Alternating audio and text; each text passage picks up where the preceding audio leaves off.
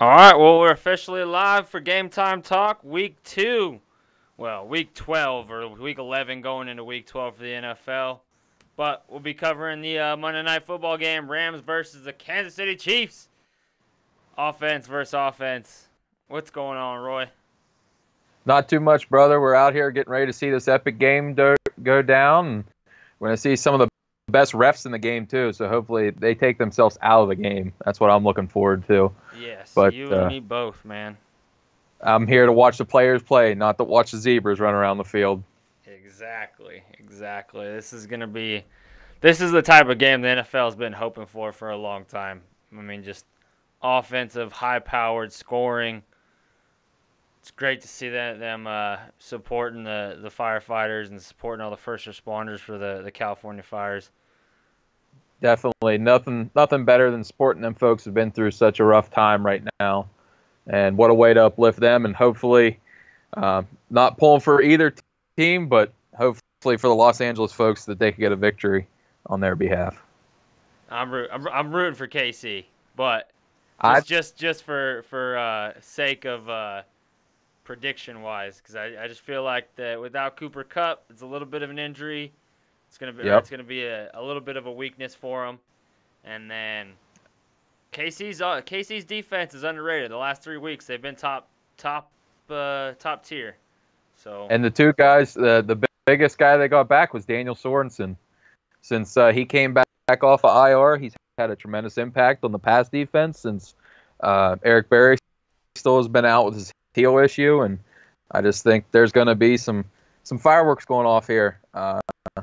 Who's maybe an underrated fellow that on each side that you think is going to have a big impact this game? Underrated person? Oof, that's a hard one. I mean, there's no underrated players in this entire matchup. Gurley's going to have a hell of a game. Obviously, look at him go already. Breaks for a 5-yard run on the right-hand side. I'm going to give you one, and I think it's from the Rams. He's a linebacker, but I think he's going to have a big play on special teams. Corey Littleton. He's probably one of the best special teams players in all the game this year. I think he's going to be a standout performer here. I think that's what might be the difference in this game, since they're so equally matched offensive-wise. You know what? I'm looking. I feel like something might be up. I don't think we have the right title. Oh, almost intercepted, but looks like there's a pass interference. Yep, I'm thinking so. He got there just a touch early. Mr. Orlando Scandrick.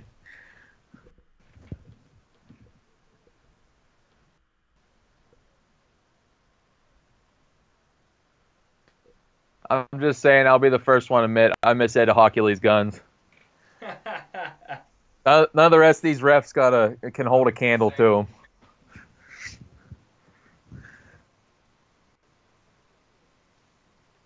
That's the one place I've been really impressed with the Chiefs. I was a little skeptical of their secondary this year since they traded Peter, but they kind of stepped it up. Fuller and Scandrick, they signed him late. Here we go. Good pass rush. Oh, nice pass by Goff.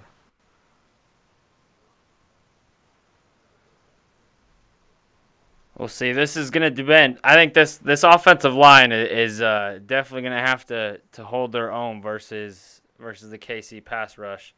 KC's pass rush is number 2 in the league. Oh, there we go. Big play. Brandon Cooks for 40. 40 plus. He's down to 26.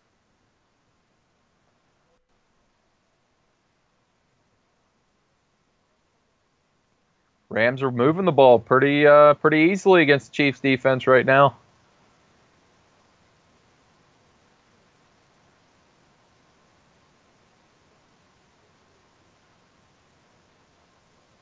Play action by Goff. Looking to his man Gurley. Another 6 yards by Todd Gurley. Stiff arm. There's your odds-on favorite for Offensive Player of the Year.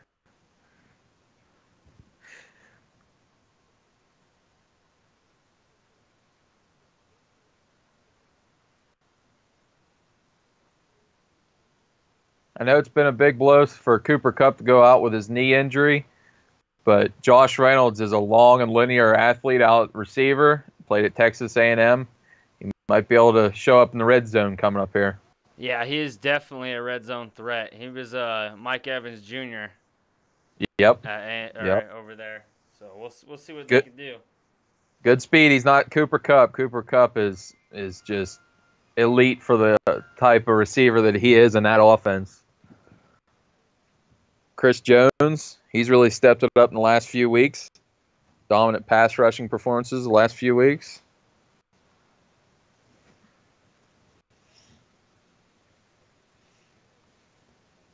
But what could this KC defense look if Barry could ever get back? Oh, I know, right? That would be a huge addition to their team, especially come playoff time. That would be a scary addition for how well their offense is playing. Oh! Is that a fumble? Oh, nope. Come on. You can't – there. All right. So it was a play-action pass, slant across the middle. Definitely took a heavy hit, but it was not a blow to the head or to a defenseless wide receiver. He didn't even drop – the wide receiver dropped the ball but didn't even hit the ground.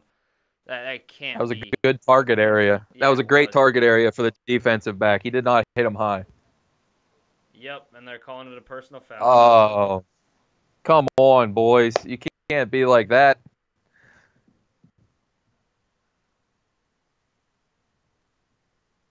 That's highway robbery right there.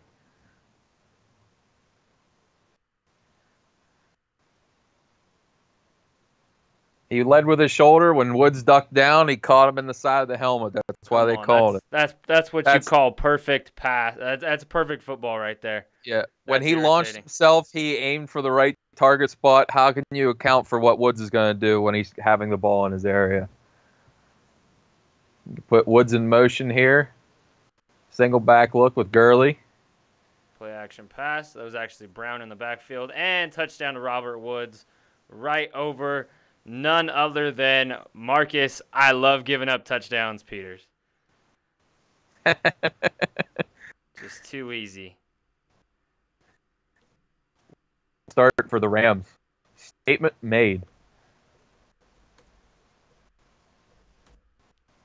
Just too easy. Now, can KC turn around and answer right back? Oh, okay. All right, that was Scandrick. I apologize. That wasn't Peters. I was a number off. I apologize. I'm still sticking with that nickname, though. I think you got to remember, too, Jack, Peters isn't on the Chiefs. Oh, what am I? Yeah, I guess I was going to say, I'm thinking, I'm like, wait a second. Nope. That was Chiefs playing defense. Coming. That is the same number. It's coming. I apologize. I'm sitting here trying to update our I apologize for being a little quiet. I'm trying to update our YouTube name because it was just Blitzalytics live right now because we're streaming through OBS. So if we have a few technical difficulties, guys, tonight, I apologize. We are trying something a little bit different. Hopefully you guys like the layout. And look at that. We'll update the score for you guys right now, even. Hey, and if you would like to, reach out to us on Twitter or live where you can comment us, shoot us some questions. Maybe we can answer them live on the air here, even about, playoff contenders, scenarios. John Gruden, I know Jack was talking about. We're going to be talking about John Gruden here in a little bit. So anything you guys want to talk about, hit us up on our Twitter accounts on the scrolling bar down below.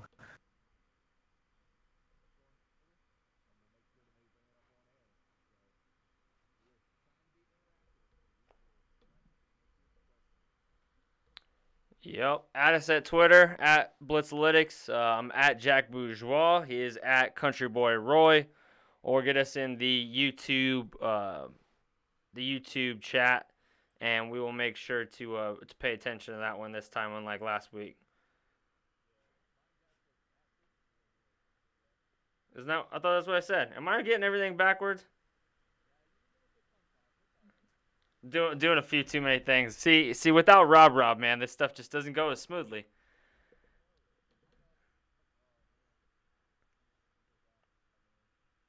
Yep. Shout out to Robert Robinson.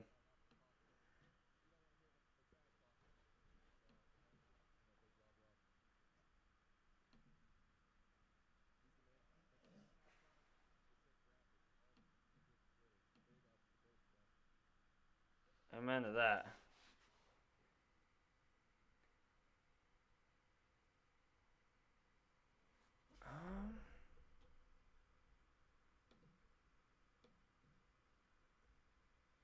Something's happening. Trying to get all this stuff figured out.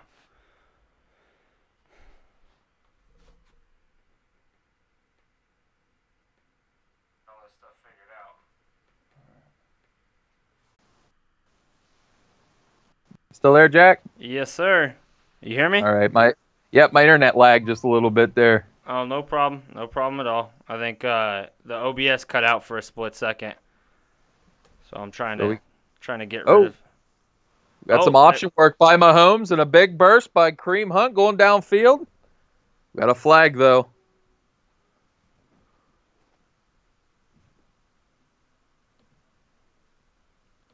All right, let's see if we can start adding the boys into this into the group here.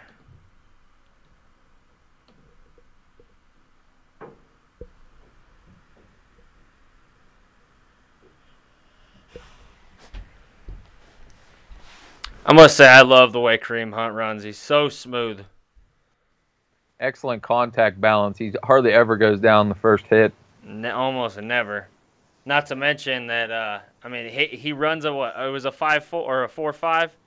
Yep. Doesn't look like 4.5 speed on the playing field to me. That's why a lot of them times you take them with a grain of salt when they're running on that track field. Oh, you see it on tape and you see them busting down the field, man. When they got pads on, that means a lot of difference. There's Sammy Watkins with a nice catch. He was questionable coming in with a foot injury. It's good to see him out there. I believe Pat is officially with us. Maybe not. Coming in sometime.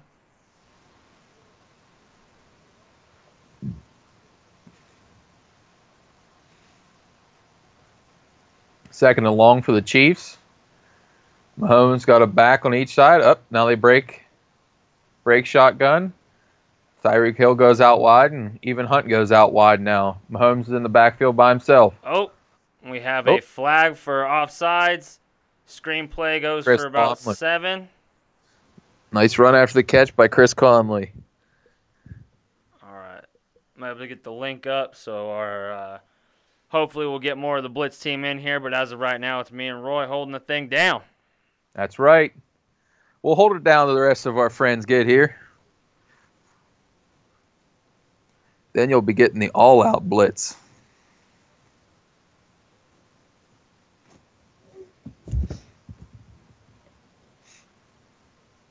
All right, so 3rd and 3. Let's see what they can do against the Wade Phillips defense. 41st season in the NFL. What a stud Wade Phillips is. 71 years old, man. I mean, he's still probably the best defensive-minded coach in the game right now. And the way to evolve from when he first came in to what he's dealing with now on offense, guys, he's awesome. Got Aaron Donald lined right up for the center. Oh, he ran right past him. Oh, looks like somebody called a timeout right before. I was going to say, if not, Donald was flying in there. Like he just missed his flight.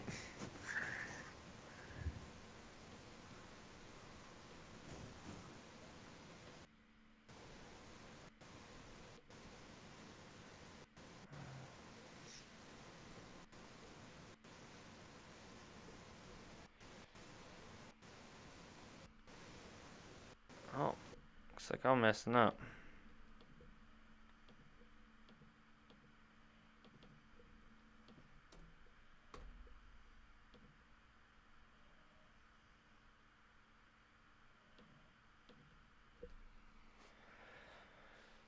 All right, running 4 wide with Kareem Hunt in the backfield. Another flag. And that was Spencer Ware in the backfield. If only I knew my players.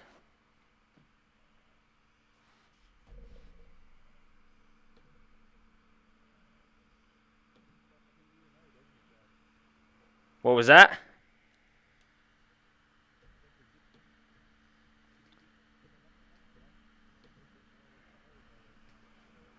Yeah, hopefully we can have them knock that off.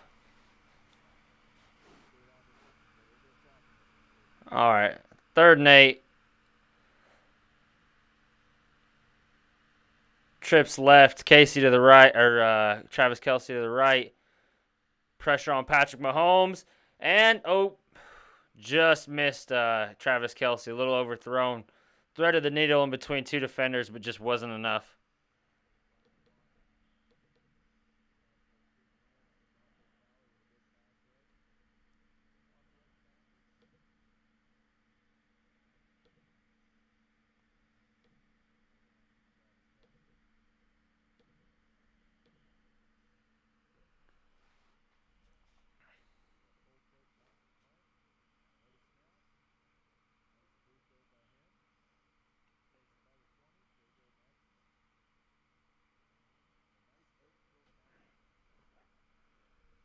Was able to hold on to bring them down. Now let's see what the Rams can do. And commercial break. So what stood out this weekend?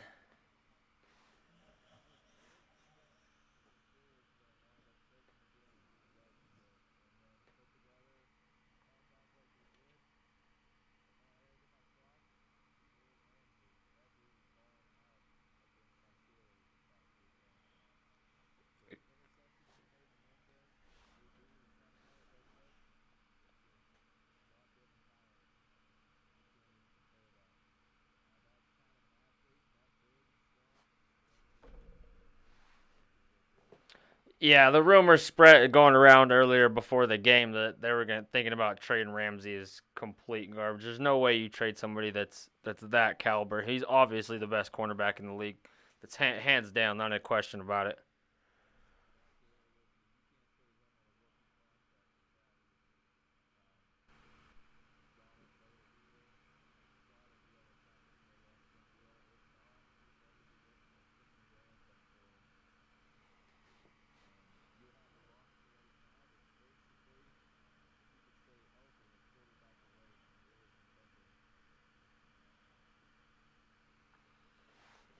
Yeah, I'm gonna. It's gonna be interesting to see. I know we were talking about the possibility of Derek Carr being traded. I mean, what they would give up for, or what they would have to give up to get him. A possible first, especially if Amari Cooper's going for a first round pick. Could they go and grab another first round pick by getting rid of Derek Carr? I mean, we can get into this a little bit later, but there is some massive, massive mental errors that he's made. And I don't know if that's just the pressure that John Gruden's putting on him that's making him fold like that or what, but to call 2 consecutive timeouts and then also be the only quarterback in history to throw the ball away on a 4th down 4 times, that's pretty bad. I mean,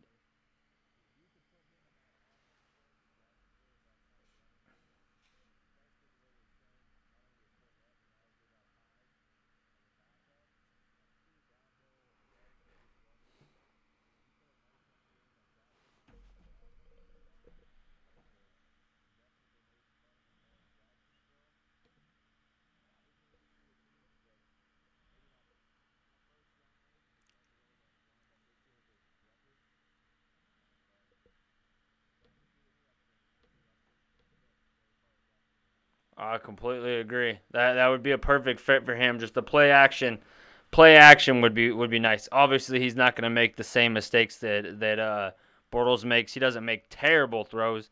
He's had a stretch of bad interceptions in the red zone this year, but he's also had spurts of being the most accurate quarterback statistically in history with 30 or more throws.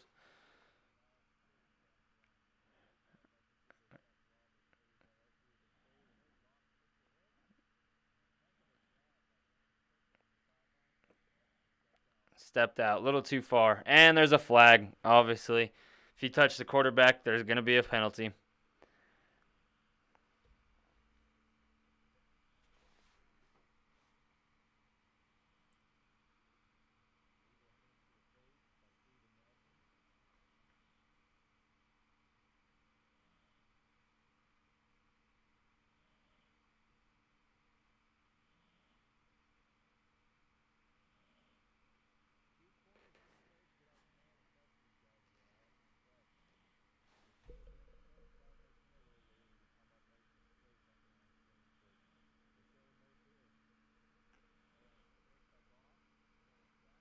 Oh, bad throw.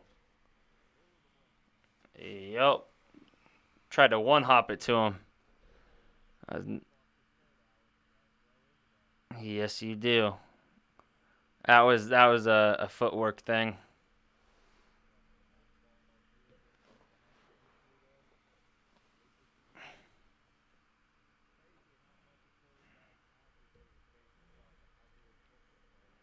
Oh yeah, I mean when Josh Allen makes the most prettiest throws I've ever seen when his feet are underneath him, but I've also seen him make some of the ugliest duck throws I've ever imaginable when he can't get his feet right.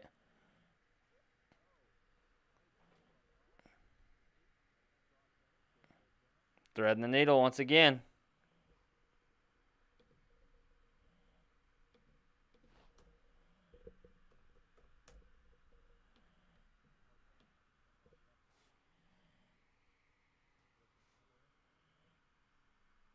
Hit immediately, but gains the first down.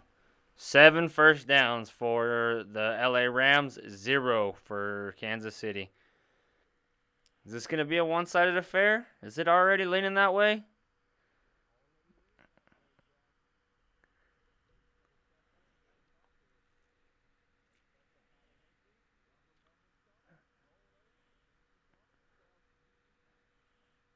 But a nice gain of 14. KC cannot slow them down one bit. There's some home field momentum going right now that they just cannot seem to slow the Rams down.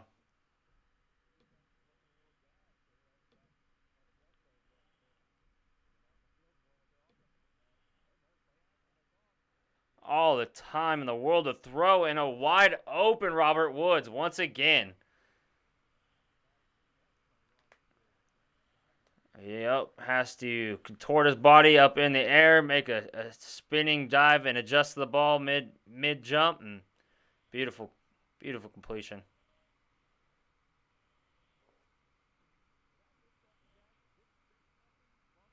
Yes, it's 6-0, not 7-0. Greg Zerline missed a field goal when we were talking.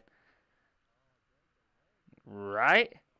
I I know. We just chalked it up. We had to have somebody correct us actually.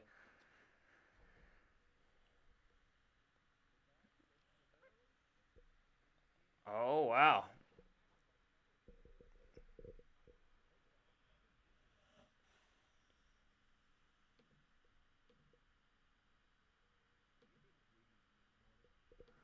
Apparently.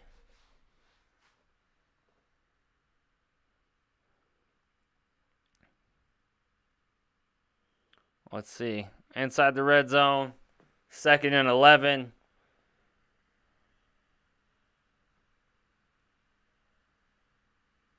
Gurley lined up wide. Quick snap.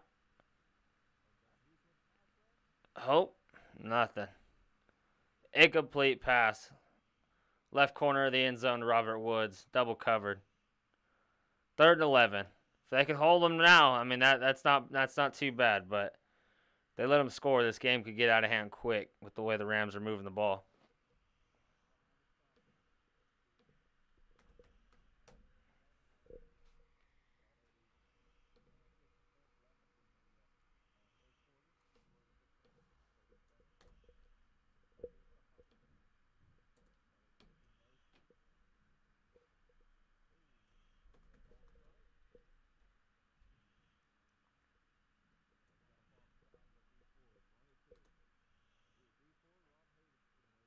Oh, it's looking like it's on D Ford.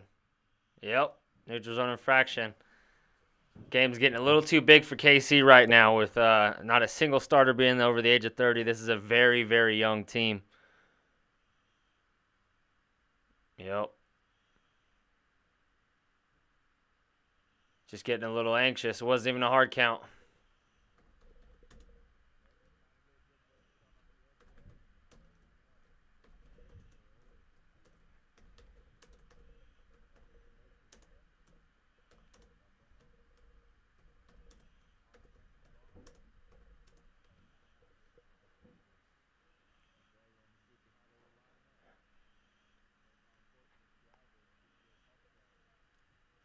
Every score is going to be important in this one, but especially in the first quarter. If you can get out to a good lead, you could really start running the ball with Gurley, and that's exactly what both teams want to do, is be able to establish the run here, be able to keep the other offense off the field. But that's only going to last for so long. This game sooner or later is going to be a shootout.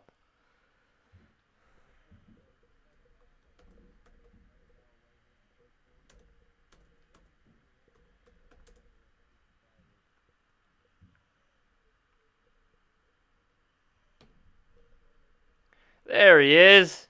Hey, we went from a duo to a trio. Young Pat, how you doing, sir?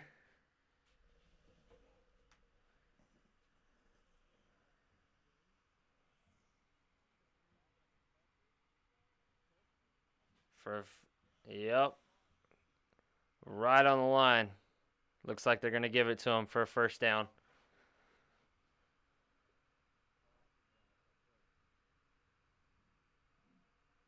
Yeah. No, you can't. It's hard to run lateral or east to west with Brandon Cooks. It's hard to run north and south with him, but especially east and west.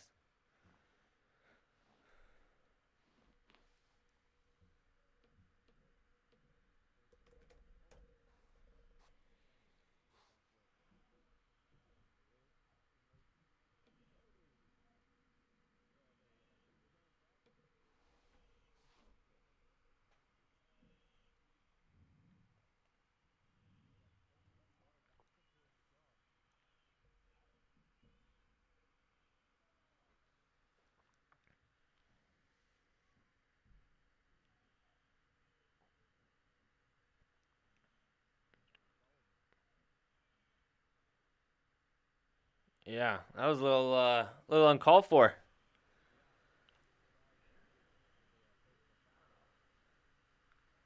Yeah, well, if you're gonna, I mean, like they teach you in Pop Warner, if you're gonna jump off sides, you might as well hit them.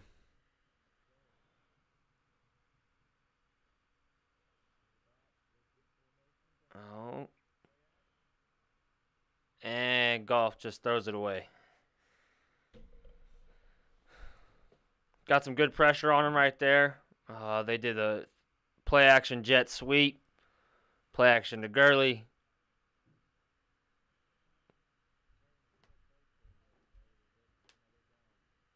Yep. Golf has made a drastic improvement from year one to where he is now. But it might be the Jeff Fisher effect. Reynolds. That guy is a 50-50 ball nightmare.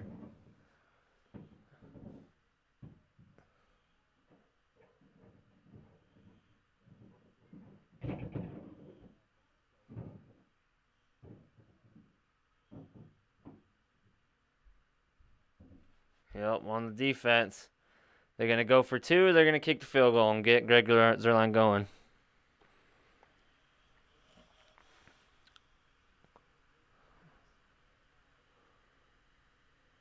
Yeah, 8 in the first 2 drives.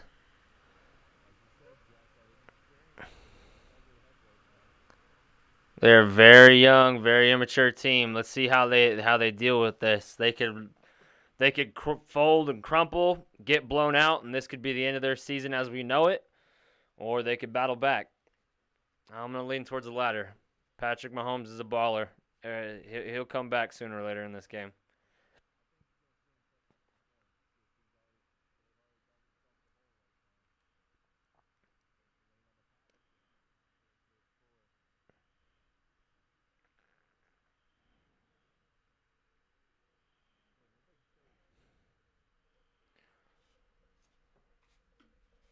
Yeah, it's going to be an interesting matchup, seeing what him and Marcus Peters did after playing with each other for 2 years.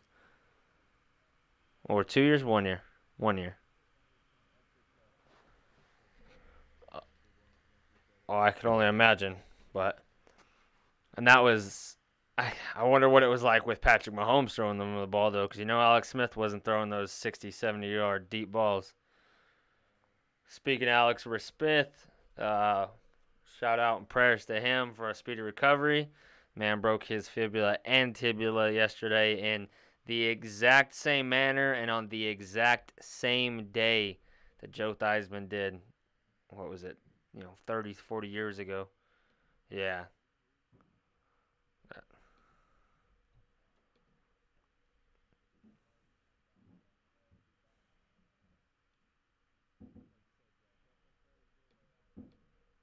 Yep. I mean, the way he was leading that team and the way he was able to win with very little offensive talent around him. I know that's kind of what the kick was, is that he had his best year, but he had his best year when he had Tyreek Hill and Kelsey and Kareem Hunt. Now he was able to do it without all of them, still have the Redskins in first place, and there was a few people that actually were saying that at Blitzalytics, me being one of them, that the Redskins under Alex Smith could win that division. Not so much now.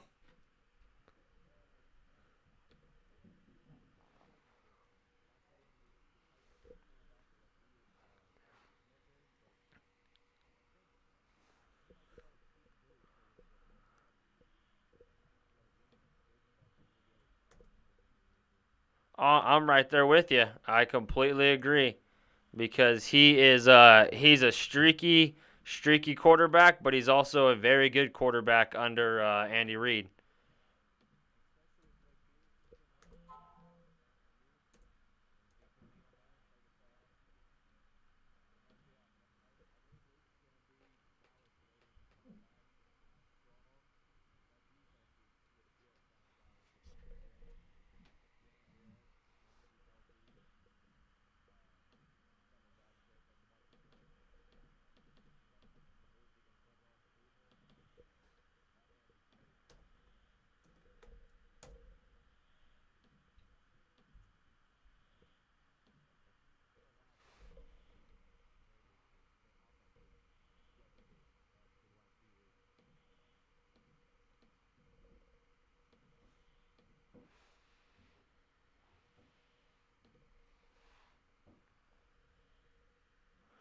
We shall see how it goes.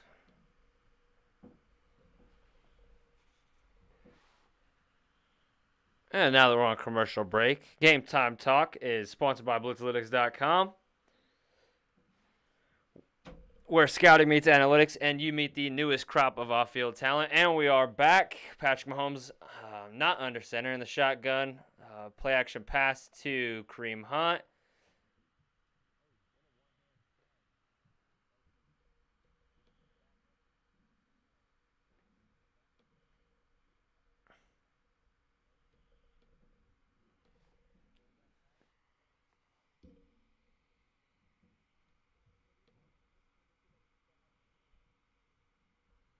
Really?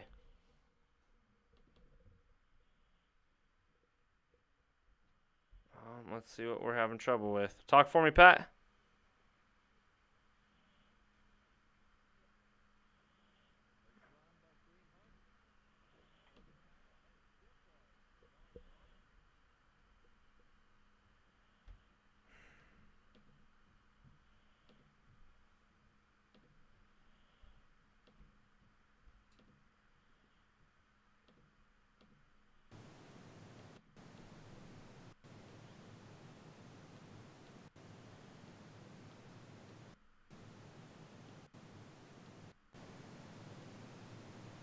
All right, we should be good now. Something happened with our NDI source. Both of you guys should be going good right now. For the play action deep pass to Tyreek Hill. Nice gain for Tyreek Hill. Off option route. An intermediate part. Oh, excuse me, out and up.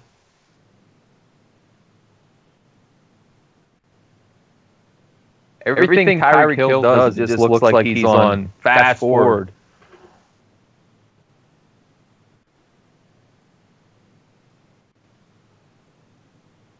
We have Mahomes in the shotgun here.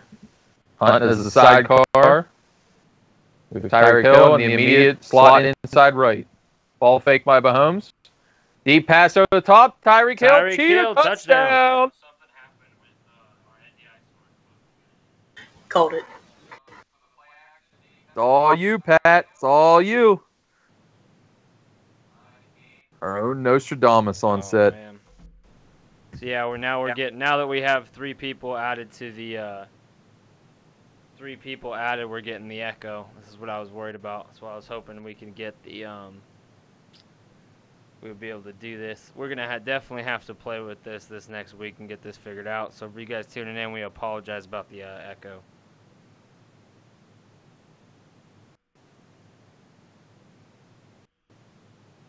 Harrison Butker with the point after attempt puts it through.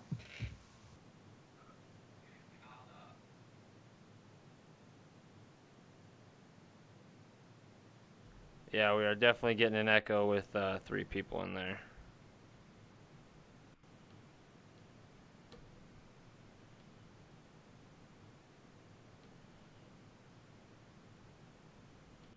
So, Jack, as we were talking about Alex Smith's injury, do you think the Eagles are done this year? Yeah, I think they are. Without a run game, they were done from the second they lost J.J., in my personal opinion. They just don't have the run game to be able to support that offense. I agree. I agree with the Ajayi injury, and I think another under the radar was Darren Sproles. I know he's up there in age, but he could have still offset a little bit. But with that nagging hamstring injury, not being able to get back and having to lean on Josh Adams and Wendell Smallwood, that's not a winning combination. No, I couldn't agree more. It's just not. It's not their way of winning. It's not how they won last year, and it's not how they're going to be able to win come playoff time or even being able to squeak into the playoffs. So, and then not to mention the injuries on the defensive side of the ball. They're down to scrubs in the secondary. There's just nothing you can do. Totally agree. Yeah, I mean, minus Malcolm Jenkins, they've got nobody. Brandon Roby's out. McLeod, for Rodney McLeod Jr., and they were leaning on Avonte Maddox from Pitt to be a starter at corner, and all them guys are going down. Razul Douglas, on down the line. They just consistently just had the injury bug bite them. Yep. It'll be interesting. Not always the best team that wins. It's the most healthiest team. And Rams and KC, they're quite healthy. I mean, they've minus Cooper Kupp, both these teams have basically all their starters. I mean, you can say Eric Berry, but Eric Berry's been out all year. Right. They haven't had to depend on him because they haven't had him from the start. For me, I'm intrigued already. I'm already looking ahead to the offseason. We had the write-ups for the midseason free agents and the hot seat, and I'm kind of already intrigued to see the playoff teams from this year, to see what they're going to have to do for next year, some of their free agents and the money they have, and how they might be able to add to this crop. So it'll be interesting to see what the Chiefs can do. The Eagles, I know they're close to the cap, and see how they're going to be able to maneuver and add to their team. And 'tis the season. We're already turning an eye to scouting, so also shout out to Jason, the director of scouting, and all the rest of our scouts here, myself and Ryan and Nick Faribaugh and everybody else that's going to be getting you your scouting reports coming up. So stay tuned for Blitzalytics and the scouting department as well. Yep, we were just started our process to get our press passes for the Senior Bowl today. So look forward to that. Look forward to seeing everybody in Mobile, Alabama. We'll be having some fun.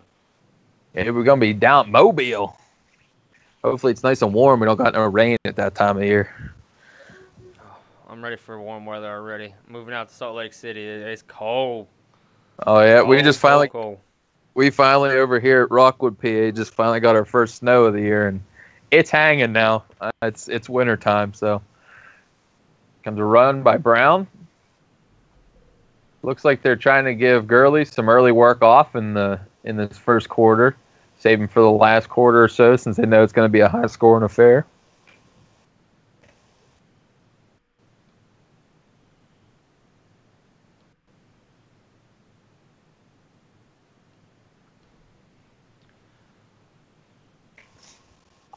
Yep, let's see if KC can actually hold steady this time. Doesn't seem like it. Wide open receivers and clean pockets are not a good combination against the Rams. It looks like Goff's leaning on Josh Reynolds since Kupp's out, excuse me. We're seeing wide open guys basically every play.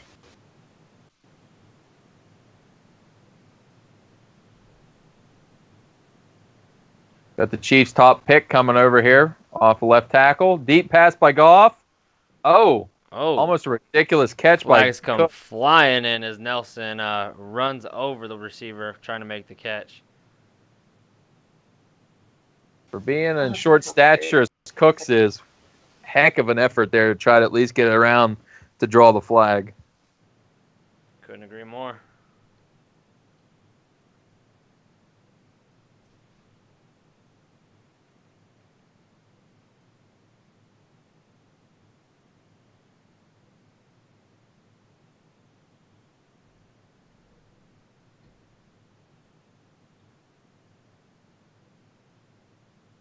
Defensive holding and defensive pass interference. Obviously, they're going to take the defensive pass interference, put the ball at the spot of the foul. That's just a mismatch that Cooks and the Rams are going to exploit all day long. Nelson just did the old trick. Hey, if you're beat, grab them. Yeah. Rather take the penalty than take the touchdown. Exactly. Goff steps back. Quick. Oh, what a snag by Tyler Higbee. Snag. And, I mean, who was that? DB got there definitely early. That was another pass interference, but he still caught the ball. I don't know if that was one-handed or not, but he pinned it against his chest, getting turned away from the ball. What a heck of a grab by Tyler Higbee. Showing Eric Berry still sitting on the sidelines. Nothing he could do to help his team. God, it's got to hurt for an all-pro like that. Gotta love the quick huddle and then snap out right in the set. Got a run by Malcolm Brown. Good hard-nosed run for about 8. Yeah, my wallet could definitely use a little bit of Malcolm Brown today. I'm set up to win our money league, and the high score gets paid. And right now I'm up about 15 to 18 on somebody. And they have Gurley. I have Travis Kelce. So. Oh, pressure on Jared Goff. Nice. Oh, one-handed catch. One hand. Joshua Reynolds. Josh Reynolds again. He's his coming out party. Yes, it is. Without Cooper in the offense, it's the Josh Reynolds season. Heck of a pass rush by their top pick, Breland Speaks, right there from Ole Miss. He's out at outside line. Hand off to Malcolm Brown. Malcolm Brown, yeah. Yep. Looks like they're giving Gurley a little bit of a break. Maybe they think that they could score with or without him, so maybe they're going to rest him for playoff time. Start lowering his carries a little bit. Spoke too soon. There he comes in. McVay's fired up along the sideline. I think he's telling the ref, get ready to catch the ball from Gurley because he's going to score a touchdown.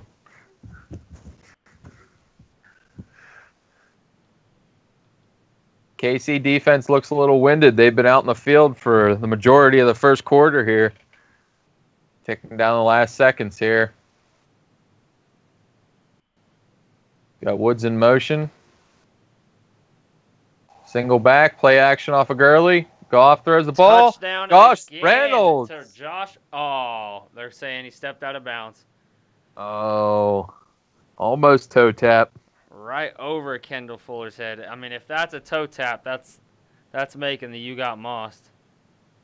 Oh, just barely. If he had a size smaller shoe, one size smaller, that's a touchdown. I see you, Josh Reynolds, though. Have yourself a game.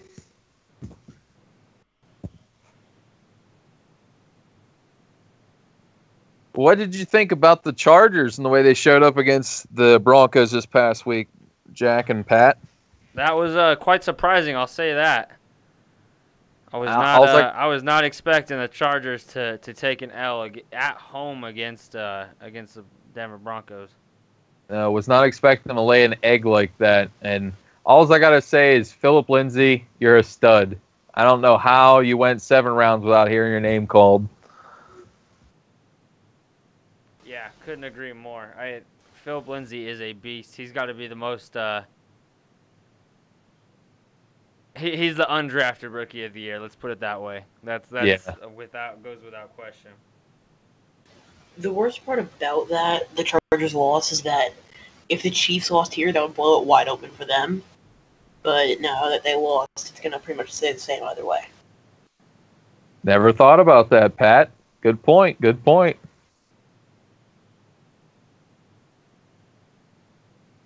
I've always wanted Rivers to win a ring, to be honest. He deserves one.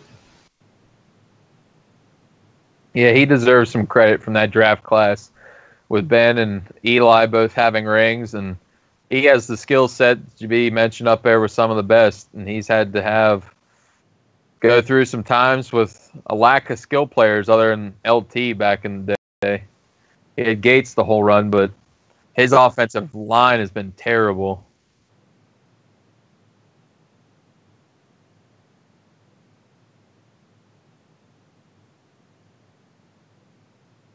All right, well, looks like we figured out our echo problem, and we are all good to go now.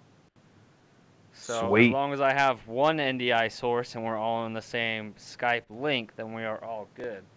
So the second I added Pat to it, I thought I had to mute Pat, and then I was trying to click him in every time, but it looks like we're all good to go now. Nice. Well, that solves our issues moving forward. That's a beautiful thing. Hey, we'll get the bugs worked out. This is our second go-around of this. But I hope all the fans are out there listening, are enjoying the alternate route to the announcers on the game. Like I said, live interaction if you want. Catch up with us on Blitzalytics at Twitter or Facebook or anything like that. Hit us up with some questions. Goff with a throw. Oh man, you Gerald can't Everett. push him out of bounds like that. Come on, Eric Murray. This isn't 1980 football. Pass interference in the end zone against KC once again. That's got to be what? Is that their 10th, 11th penalty? I believe it's their... Pat. I'll find out once I'm not in the commercial.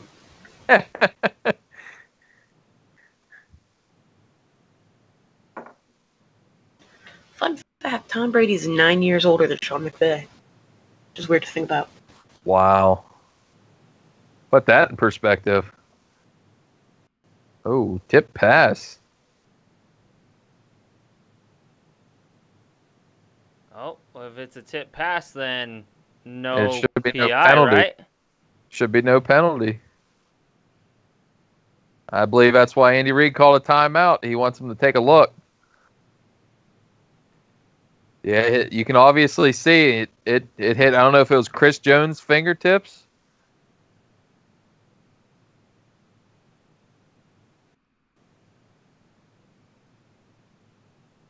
I think they just told him they can't review it. It definitely looks like Chris Jones. Yeah, Yep. Definitely hit his fingers.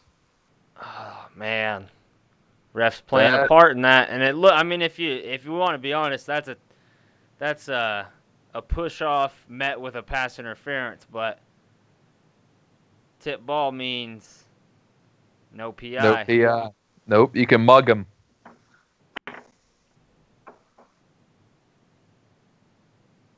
Andy Reid is livid, and with due justice, too. This is a key part of the game right here. If the Rams go up another touchdown, he's just digging a bigger hole for him to try to get back.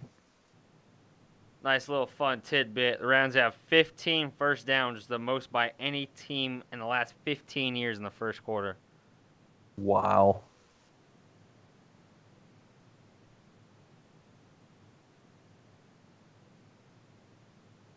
Rams I think the one rolling offensively right now. This is not even fair.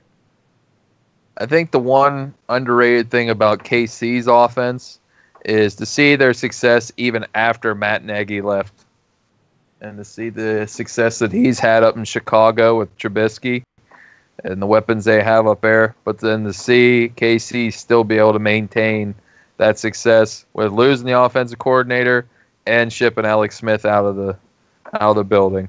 Yeah, what Matt Nagy does to that offense is quite impressive. I mean, it's the same thing we're seeing against this team, wide open wide receivers, and that was against a Vikings defense last night. That was quite impressive what they were able to do. They only got 2 sacks on Kirk Cousins, but I want to say they had him pressured almost every at least 30 of his 46 pass attempts he had to have been pressured on. And that's what the cause of those two interceptions. One of them was a pick six.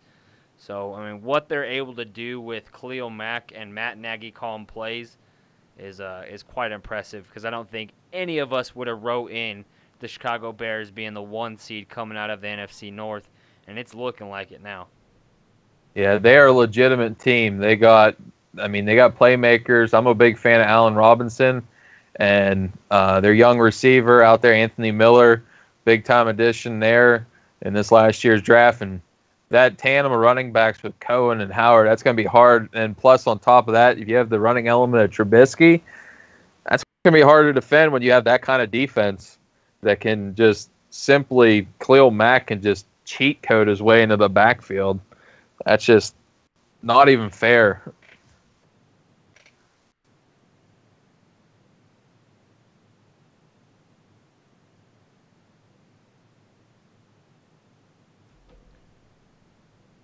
It's a talented team. I mean, they really do. But I don't trust Mitchell Trubisky, but they just give him so much opportunity to succeed with a good offensive line, you know, and good play calling. Oh, play reverse. They were able to challenge that.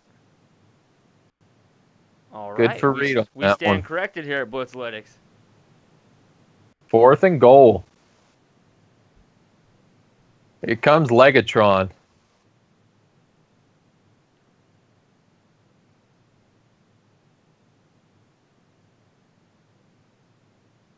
Can't believe that I actually wrote that in, as he just it was an automatic extra point and he missed it earlier. You'd think with him, man, he is automatic, but Greg the Leg missed one. The season of the kicker missing the extra point continues. All right, now do you think that Josh Reynolds is now going to fill in for Cooper Kupp in this role and actually be fantasy relevant coming into fantasy playoffs? I definitely think so. The way I've seen him been applied in this first quarter or so, a little bit over first quarter, they're looking to him. They're looking to him pretty regularly. Yeah. It's either Brandon Cooks or him, and he's got the wingspan and the ability to go up for the ball, the 50-50 balls. Be able to have that in addition to Robert Woods. You know, maybe Woods slides down into that slot type guy. You know, the in-between routes, the option routes on third down, and you let Reynolds kind of work his way on the outside. I like that idea. I really do. Reynolds is not a tactician when it comes to route running. He's more of a down the field 50-50 kind of guy. His lengthy, coming out of college, the only thing that they really could knock him on was his route running and his slender frame. Looks like he's put on some pounds now, but I really liked him coming out of college. He's averaging 14 yards a reception this year. That's high quality work. Yeah, high quality work. And it looks like him and Goff are on the same page, which if you have the QB's trust, he's going to look to you. Especially that kind of wingspan, man. Catching radius. Like I said, Robert Woods might be your new slot type guy, and let him play on the outside with Cooks.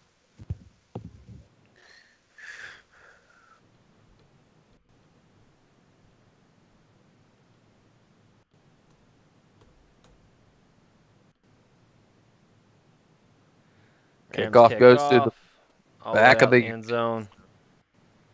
I'll let you do the play-by. Sorry. No, you're fine, Jack. Check that out.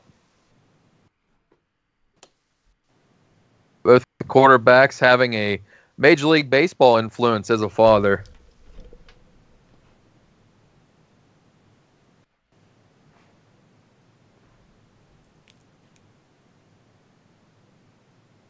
Hey, look who joined. Hey, we got Mahomes in the shotgun. We got Kareem Hunt going off tackle. Nice hard run for about 4. Put a shoulder into Corey Littleton.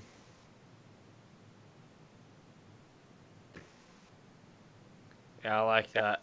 They don't need to score every 30 seconds. Just get the ball down the field, move let your defense take a break, because I think this is going to be a battle of nutrition on the defensive side of the ball. Very much so. We have Mahomes switching to play at the line of scrimmage. He's empty set with 4 receivers and a tight end. Quick hitter out the Kareem Hunt. Spin move. Oh, and a nice hard hit by LaMarcus Joyner. Keep him from getting the first down. 3rd and 3. Hello, fellas. Can you hear me? Yes, sir. Rob. He's How in the are you house. doing? I mean, I'm finally got internet. Screw Mediacom. # never sponsored. Been fighting with them for 12 hours to get my internet fixed. Well, I'm glad to have you. I was worried I was gonna ruin all this, so I didn't want your hard work to go to waste. But I didn't know if we were gonna have to do that or not with the last message you sent me. Yeah, it was out by KC here. Oh, I'm glad to see we're winning here. I'll take that. They say must be happy, Rob, after the first quarter. I mean, I'm happy. I forgot how much I hate these yellow jerseys, guys. These mustard jerseys got to go. Yeah, I think Zerline would agree with you, Rob. It made him miss a field goal or a point after attempt. I'm just happy the Chiefs went with white and not red. Otherwise, this is the ketchup mustard game. Sponsored by Heinz ketchup and mustard. At this point, isn't Patrick Mahomes sponsored by Heinz? I'm thinking so with his macaroni and cheese comment. That's pretty gross. Yeah, not a fan. Sorry, Pat. All right. Yeah, 4 receivers here. 3 receivers out wide to the left. Got Travis Kelce split out wide to the right. We got Spencer Ware coming out of the backfield. Mahomes steps back. Deep pass to the Cheetah. A nice solid tackle by Sam Shields. What, 15, 20 yards again? About 15, 18 yards. Nobody can keep up with Shields Tyreek is right Hill. on his butt on that one. But you give him Still 6 had inches, about- and that's all the room he needs to be able to beat you. Shields is an underrated part of our defense, but nobody in the league can guard the Cheetah. No. Not even the great Jalen Ramsey himself. Yeah. So have I missed anything? Have I missed anything crazy? Nope. Just fixing the echo problem. We figured out how to fix it. So pass. Oh, little overthrown to Travis Kelce about 20 yards down the field from Mahomes. He got hit late that made it his accuracy wane. About 5 yards too high. But yeah, Rob. So if I just run one NDI source, you guys all 3 get picked up because it's all in the same Skype channel, the same Skype chat room. So that's all we have to do. Okay. Fair. Well, hoorah! I'm very glad to hear that. When we do our video chats as well, you just mute all the other NDI sources, and just use the video.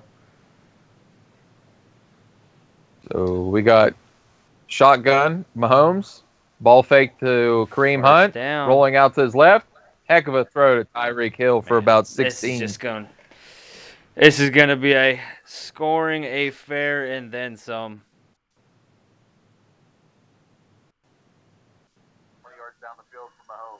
What arm talent Mahomes showed there, not setting his feet, throwing across his body, and throwing a frozen rope to the Cheetah.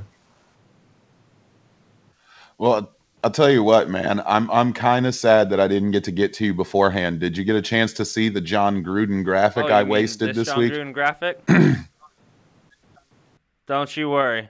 We'll be talking about this here shortly. I have the AFC, NFC, everything's on there. So YouTube can see that graphic right now. We will be getting into that conversation, but looks like we might not have anybody to really argue with. Yeah, all right. What do we got? I don't know. All right. Are you empty set by Mahomes? Gruden? Hunt breaks out wide, so does Tyreek Hill. We have 5 receivers set. Mahomes by himself. Looking at Kelce. Oh, throws 2. Right down the middle of the field for Chris Conley. Set down to the 2-yard line. Once again. I'm saying it's a holding call. Yep. By Cameron Irving. These penalties are going to be killers for KC. Mahomes trying to fire his teammates up, not to let him bring it down. But who wouldn't want to hold Aaron Donald?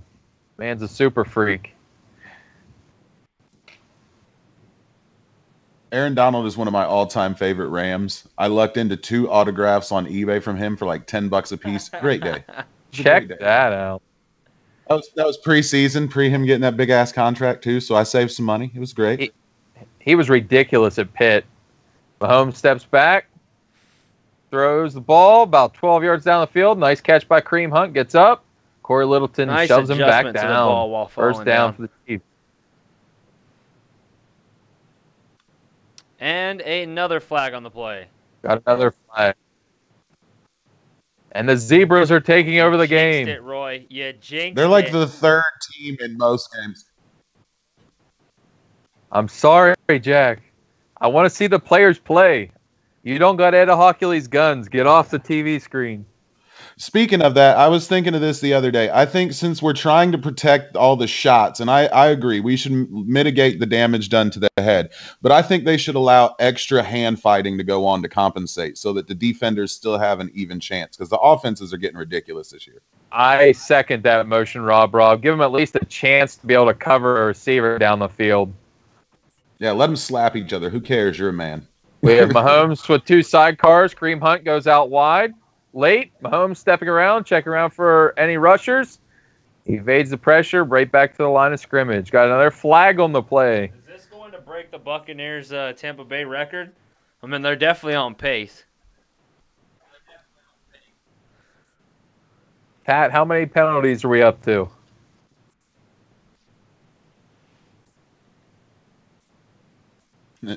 I'm on it.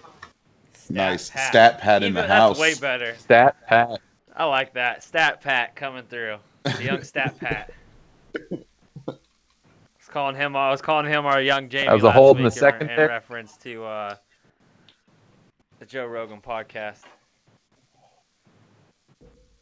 Everybody's got one. The best shows have one. If you don't have one, you ain't shit. I guess we shit. So we got first and goal from the 8-yard line. Mahomes in the shotgun with a sidecar, Kareem Hunt. We have Conley out wide with Tyreek Hill. We have a hard-nosed run by Kareem Hunt for about 1.5 yards. Straight up the gut. He was able to evade a broken defender right up the middle. Nice little jump cut and go. Gain some positive yards. So we have a 2 tight end look. We have Kelsey split out wide to the right with Tyreek Hill inside slot right. Looks like we have Chris Conley split out wide to the right and Demetrius Harris, the only receiver to the left. Mahomes is switching the play, relaying info to his offensive line. Kareem Hunt comes to the left side car. And Mahomes rushes up the middle. Oh, and he slides and then takes a big hit. Legal hit or am I crying hit? Because I'm a little bit behind you here. I watch illegally because I'm a pirate. Arg. Arr, matey. I think he may have got hit a little high. I would call that legal. They're trying to jump. He got him in the headlock. He got him in the headlock. Oh, well. Ndamukong Suh straight up slapped him right in the head. Yeah, we'll let that one slide. I think we'll let that one slide. That's very Ndamukong Suh. Mahomes is a grown man. He can take a hit. Okay. We got Pat Mahomes in the pistol with trips to the right. Tyreek Hill slot inside right. Kareem Hunt directly behind. We got an option play. And Kareem Hunt trying to break it off tackle. Oh, he takes 1.5 yards. Do they go for it here or do they settle for the field goal? You got to take the points against the Rams. You can't give away points against us. I'm sorry. Yeah, this early, definitely got to take the field goal, especially with the missed the point after attempt. Still makes it a 6-point game if they kick the field goal here. Definitely. Hey, by the way, the Chiefs have 9 penalties for 92 yards. The Rams have 1 for 5. 10 penalties. Thank you, Pat. 8 minutes and 18 seconds left to go in the very first half. That would be on pace to set the record. What is the record? record? It's 23. There's Butker with set the by kick. the Buccaneers, and Raiders, yeah. Raiders, right? Bucks Raiders. And we have the Chiefs down by 6 with 8:04 left in the second quarter. Excuse me. Yes, sir. They took the 3. Yep. Smart move. I mean, you can't. I mean, I would have liked to seen them be ballsy and go on it, but they're playing really well. You don't want to mess up the juju you got going, man. Take the points. Yeah, you got to take the long play in this game, especially with the points that are probably going to be put on the board yet. Got to take every point that you can. There's going to be a lot of possessions left in the game. I really have a feeling it's either going to be a turnover or a big special teams play. It's going to wind up being the difference of how many possessions they get. That's going to be who wins the game. Most penalties in a game is actually 22. There was 2 games in 1944, and then 1 San Francisco versus Buffalo in 1998. It was Tampa Bay versus Seattle that I think you're thinking of, and 76 with 20. Well, I think the Raiders. It might have just been the Raiders were the most penalized team in a game. Yeah. Versus the Bucks. Oakland versus Denver. It was definitely the Buccaneers game. Yeah, I'm looking for that. We'll find out. So, okay, so we got the points on the board. Let's talk about this Chucky thing. Transition.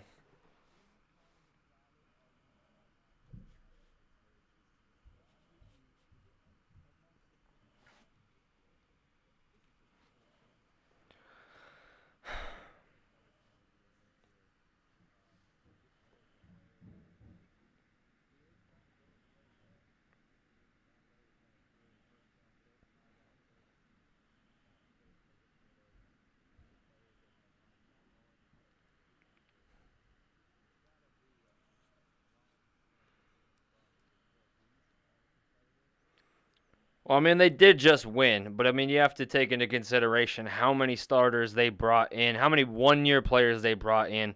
At least I would say this, at least Chucky was aggressive enough to go get every defensive back he possibly could, from Worley and the one from, I'm having a brain fart tonight, the cornerback, Rashawn Melvin.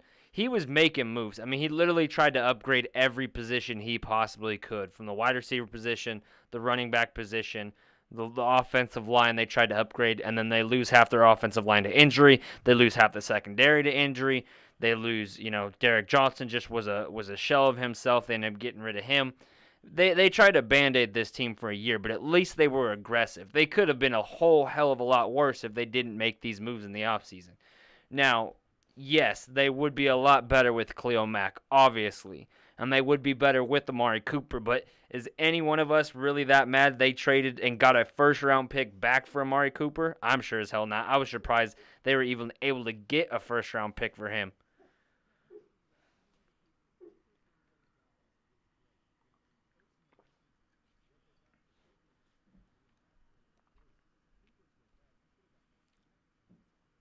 I mean, you can only give up so much for one player, and I mean, they got a king's ransom is a king's ransom. You can only give up so much. Yeah, it's not like trust me. He did not want to give him up. There's the last thing that if you ever listen to the audio of how he talked about Mac on the Gruden Grinders, he did not want to give up Khalil Mack at all. There was no him entering the building being like, I want to get rid of my best players because they're taking up too much money of the cap. One, the cap's continuously going up. Two, this is on Mark Davis 100% for not having the money. And it's not like John Gruden's going to say, won't. Big sack of golf by Xavier Williams and D Ford meeting at the quarterback for about a 5-6 yard loss. This could be a huge turnaround for momentum with KC. Chiefs are trying to make a stand. Shouts out to D Ford. D Ford's having a year. Yes. D Ford's having a year, man. He's one I'm leery though because he's in a contract year. Is he just going for the big numbers? But he's always had the talent coming out of Auburn. This is just what I'll finish off with. You can't blame the Khalil Mack thing on anybody but ownership for not having that money.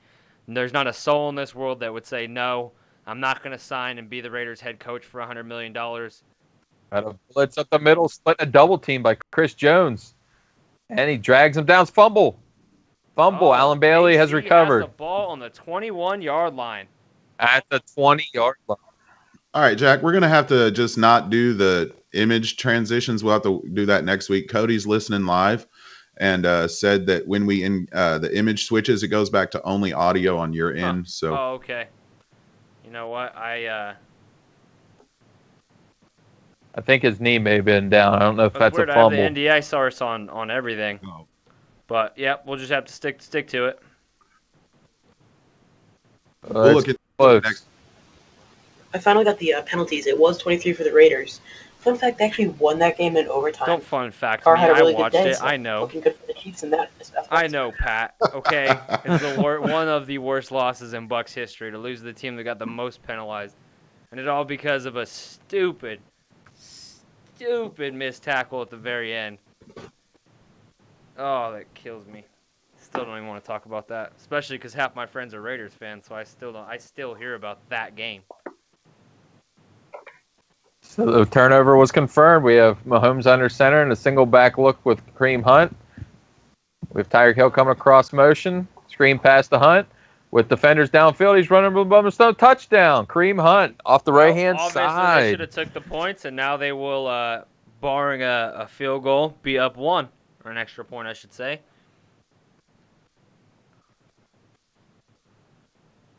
Heck of a run after the catch by Kareem Hunt.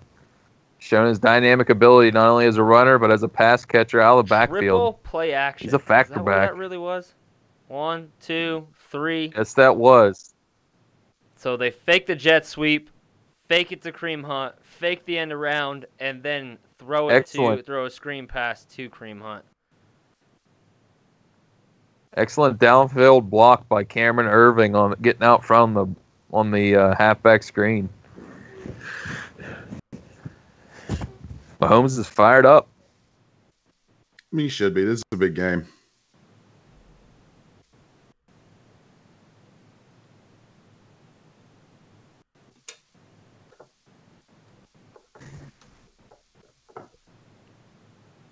All right. But yeah, back to the John Gruden and the Oakland Raiders. 5 first-round picks in the next 2 years. If you can get Joey Bosa, that basically replaces Khalil Mack. He's never going to be Khalil Mack. Sorry, Nick Bosa. I don't think he'll ever get Joey. Nick Bosa. Nick Bosa. If they end up, this is a trade scenario we were talking about. Say they get wild with it and they decide to completely clear house and they get rid of Derek Carr as well. Maybe for even a first-round pick, maybe to the Jacksonville Jaguars. What do they do now? They have 6 first-round picks in the next 2 years, 3 in this next year. I mean, they could definitely do some stuff if they were able to grab. I guarantee you they keep Carr if Herbert doesn't come out. But if Herbert comes out and they have the number 1 overall pick, they would be stupid not to.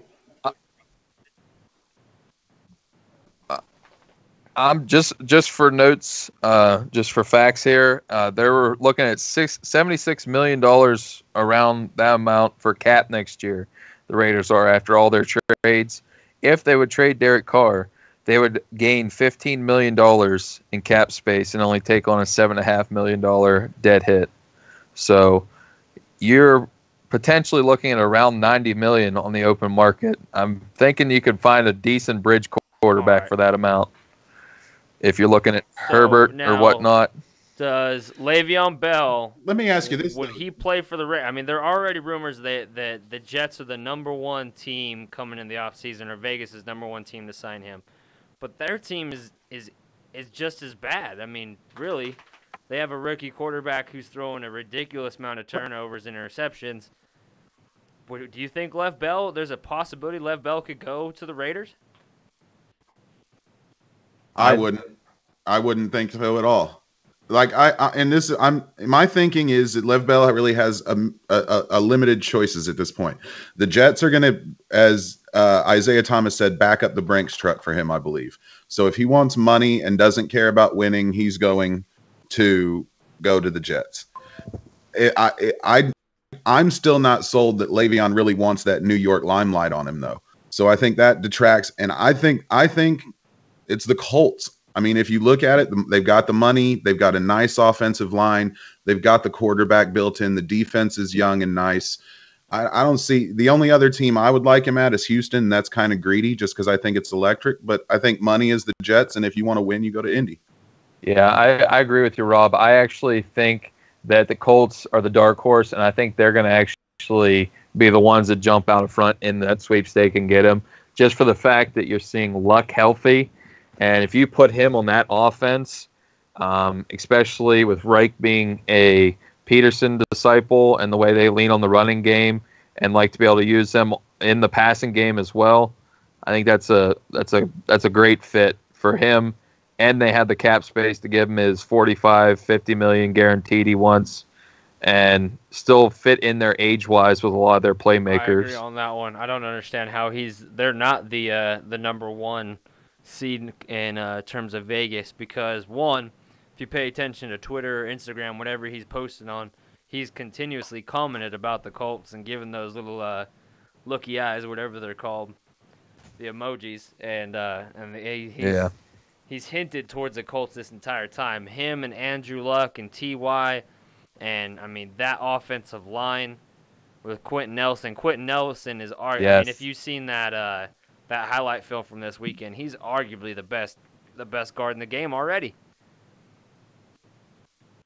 Yeah, he has a Zach Martin type effect whenever he came into the league. Zach Martin was a beast when he came out of Notre Dame, and Quentin Nelson's just taking up that mantle again, and that's hard to argue. They're the only team that offers Goff stepping up with a big throw to Brandon Cooks for about 21 yards down the field. Nice inside slant route from the left side. I mean, again, to get right back to it, the Colts are the only team that offer him everything you could want as a running back. The only thing I could see the Raiders giving him is more guaranteed and the opportunity to just be a touch and target monster. Deep throw, he loads up, overthrows Brandon Cooks to the left side. I could see wanting to go to the Raiders because of Vegas, Lev Bell that's the one thing I could see. He would become the king of Vegas. He would become the instant biggest star in Vegas, no competition. The next closest competition would be his head coach. True. But if you did see, I mean, the Gruden system of how they play football is a run-heavy approach as well. It's obviously no Frank Wright creative offense. I mean, we haven't seen a whole lot of creativity. We haven't even seen a whole lot of motion. I think they're the least emotioning team in the NFL right now. But that's also because of look at how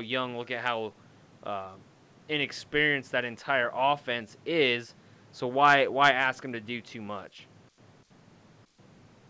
Well, and then he'd be the cornerstone of the offense because they don't throw over 5 yards. And if I'm not mistaken, their running back leads the team in catches this year. So you just slide in the talent at the volume you're getting, and he's going to inevitably break more and they'll score more, obviously. So. The Raiders, if that's who you're talking about. I thought it was Jalen Richard was leading them in receptions. Stat Pat.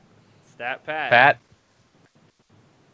I'm going to say it's Jared Cook. I'm almost certain it is. I know he's their leading receiver in yards. Yeah, I caved to that without even looking. Oh, we got almost deep pressure by D Ford off the edge. Came in right at the same time Goff was delivering a ball. The catch, and now we have 4th and 6. KC's momentum is turning this game around. 4 minutes and 18 seconds left to go in the second half. Second quarter. So I was speculating with a buddy of mine on it will never happen, but what if it did? Just throwing in Le'Veon Bell on this Chiefs squad and letting him and Tyreek Hill just play out of the backfield with Mahomes and just the crossing routes and the jet sweeps you could pull and who would you guard there kind of thing. Like for Madden level, I would just love to see that happen. Obviously, it won't. That'd be a ridiculous fantasy team. Oh, I would love it. and then have Mahomes as your quarterback. That's not fair. That's like cheat code worthy. Yeah, for those of you at home, slide that in your Madden and give it a go tonight. Let us know what the simulation says of how many touchdowns you put up. No, if like you said earlier, if the Texans could really get a solid running back, not that Lamar Miller isn't a good running back, but if they could get and continue to build that offensive line and then get a Lev Bell, it'd be a different story. But that's the thing, is they don't have an offensive line that's going to make Lev Bell want to go there. No, they don't.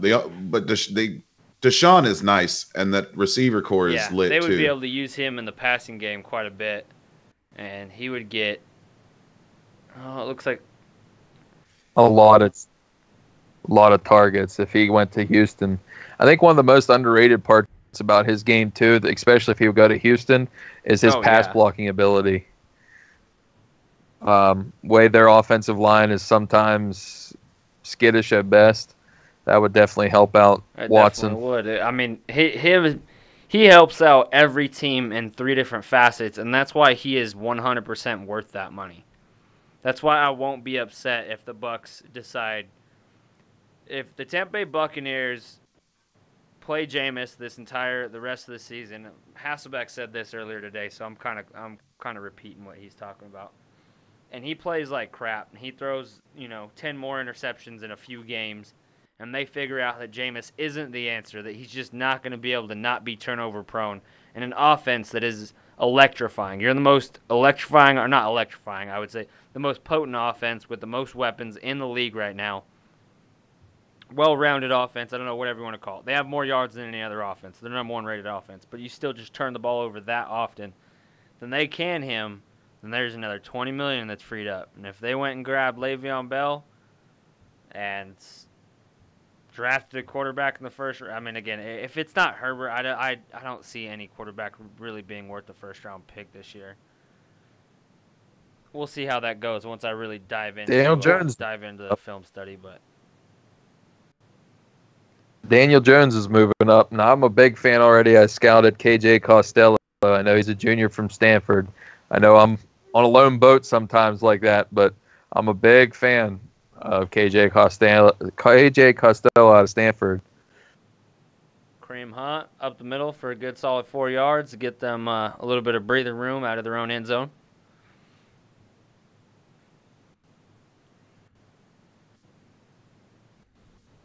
See if Mahomes can put a drive together to end the second quarter here. But sadly for my Tampa Bay Buccaneers, Jameis Winston will probably go on the same exact run that he went on at the end of last season, look extremely well, and then just put the whole team in disarray for a whole nother year, and it'll probably be the exact same thing, another turnover machine. I mean, would you rather him play out the year and suck, or like just kind of let him sit and then see what you can get for him on a signage? Like, I don't know, man. I'm not sold on Jameis. Well, what about this, Rob? What if he plays well and you're still not sold on it and you still trade him? That's what I think at this point you would be better suited to see what you could get out of that guy that way. What are you going to do? Are you going to get more? You can't get more weapons. Well, think about this. I mean, the Bucs offense or Bucs defense is that bad, and they're still in games no matter how many turnovers they throw.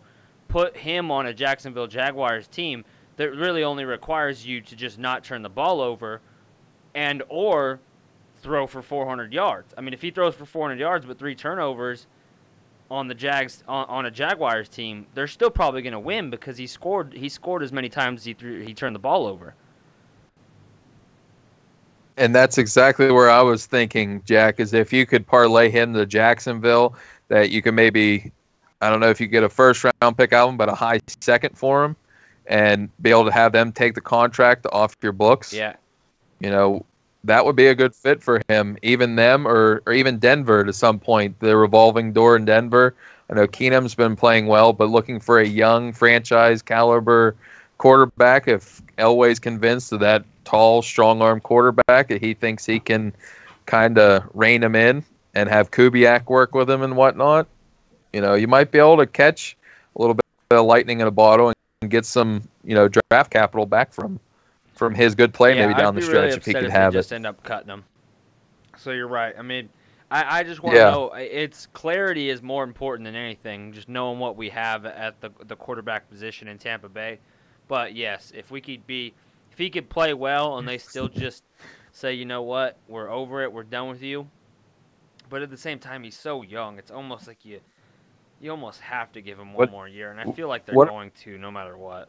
But again, It depends on what Well, happens this would with be- Cutter. If Cutter gets fired and Jason Light stays, I think Jameis Winston stays. If they get a whole new GM and a whole new head coach, What- especially if they go a defensive-minded head coach like they probably should with that amount of talent on the offensive side of the ball. Like somebody said earlier, I don't know who it was. I want to say it was our boy Cody Manning. Said John Harbaugh mixed with Todd Monken would be a great combination. I completely agree. If they can keep Todd Monken as the offensive coordinator and keep that offense intact no matter who the quarterback is, I don't think there's a quarterback. There's not a quarterback out there that's not going to succeed. And unless the Saints, I'm pretty sure Teddy Bridgewater's contract is on a 1-year deal, so they're either going to have to pay Teddy or let him go. And if the Bucs can go get him, I would be stoked. Give me some Teddy Bridgewater, because that's one thing he doesn't do is turn the ball over. Well, I think Teddy Bridgewater is going to be a draft day diamond. Somebody's going to snatch him from New Orleans for a huge be available price. by then. Well, he's a free agent after the year. Yeah, he's an unrestricted free agent after the year. Oh, I'm sorry. Then excuse me. The one I want to throw at you here, Jack. What if Oakland would call you, being that Winston is so young? I wonder what Gruden's thought was. That's what I'm trying to think, going back through his QB camp or whenever he interacted with Winston, if he thinks that he could be the quarterback whisperer for him. Maybe. I'm sure Jameis wouldn't mind Vegas. Oh, yeah. Oh, God. Jameis Vegas. No. Yikes. Well, I mean, Jameis doesn't drink anymore. Like that, when that did happen, that happened years ago. That happened right after his rookie season. So the man hasn't gotten in trouble in a long time. He's minded his P's and Q's. He's been nothing but a class act since. I don't know if the man really truly is a class act. Apparently, from what everybody says that meets him, is that he's a stand-up character. But I don't know. I think he lost the locker room as soon as he started eating W's. That was the most ridiculous thing I've ever seen in my life. I mean, as soon as you become a joke and like a pun and a meme, I mean, a young locker room like that is really just, it's going to be hard to get behind you. And especially when someone like Deshaun Jackson is just open. Oh, fumble by Mahomes. With this Aaron Donald. Score. Samson Ekebon with a touchdown. Touchdown. Yes. LA Rams. Take it. Mahomes with a fumble. Aaron Donald, I see you.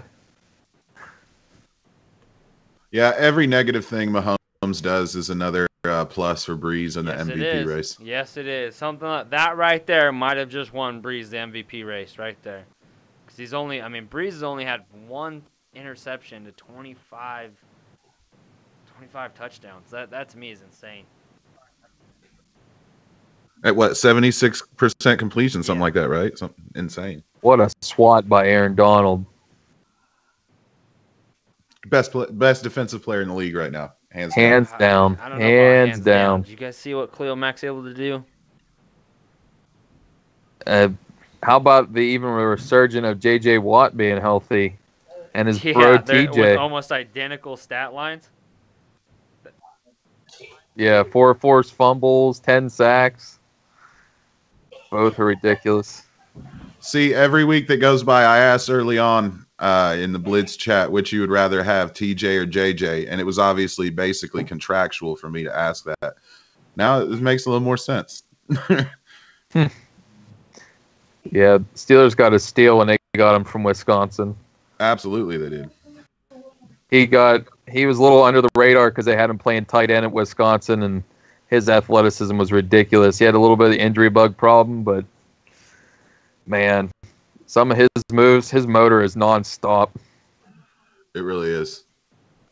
It runs in the family, I guess. I guess it just depends on what you prefer, interior pressure or edge rush.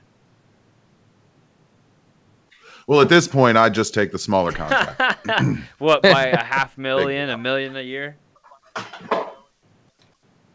It's got to be more than that, ain't it? Isn't JJ on a big deal?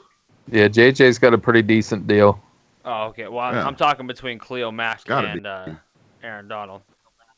Oh, okay. Okay. Well, I mean, yeah, I'll give you that. It's whichever you prefer. But again, bias. Hey, The fan- I would the pay fan- either one of them for the Either way one they of them, produce. whatever they Them want. guys earn their money.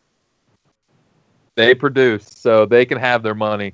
You produce like that stat line, I don't know you if deserve I've your ever money. seen somebody that And weighs. to What think, does Cleo Mack weigh? 250, 260? Yeah, Yeah, 260. about And he's able 260. to do that and just overpower 300, 330 pounders with that one arm move. I think Donald's even more impressive. Donald with the 6'1", like just 285 going against Yeah, 300-pound linemen.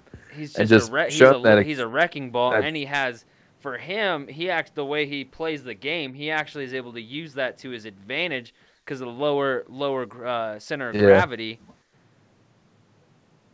Oh, tight end screen from Kelsey coming across the middle. Nice gang tackles by the Rams.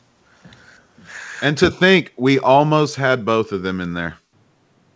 Yeah, that would have been ridiculous. Speaking about production, who are your guys' like biggest busts of the year? That were supposed to have big years. Oh, Rojo for sure. Derrick Henry. Oh, okay. Or are we talking about just busts, Yeah. busts for players in general, or are we talking about draft busts? Oh, okay, yeah, I'm talking okay. about Fair. kind of just this year, because like I was looking at LeGarrette Blount's stats. Oh, He's but doing he wasn't terrible expected. this He year. wasn't expected to do a whole heck of a lot with Kerryon Johnson being in the lineup. I would definitely say Derrick Henry. I thought Derrick Henry was going to be a good 1-2 combo, and they've basically just leaned on Deion Lewis this entire time. Their offensive line hasn't been the same this year. The entire Broncos Oh, offense. here we go. Kelsey. Come on, win me that money. He's down to Win 15. me that money. Let's go. The entire Broncos offense to me has been a letdown. No. Everything about it. I didn't expect Keenum to go in there and be Peyton Manning or John Elway, but I certainly didn't expect him to go be expected Case Keenum absolute to be hot garbage. the Case Keenum that was not wearing purple his entire career.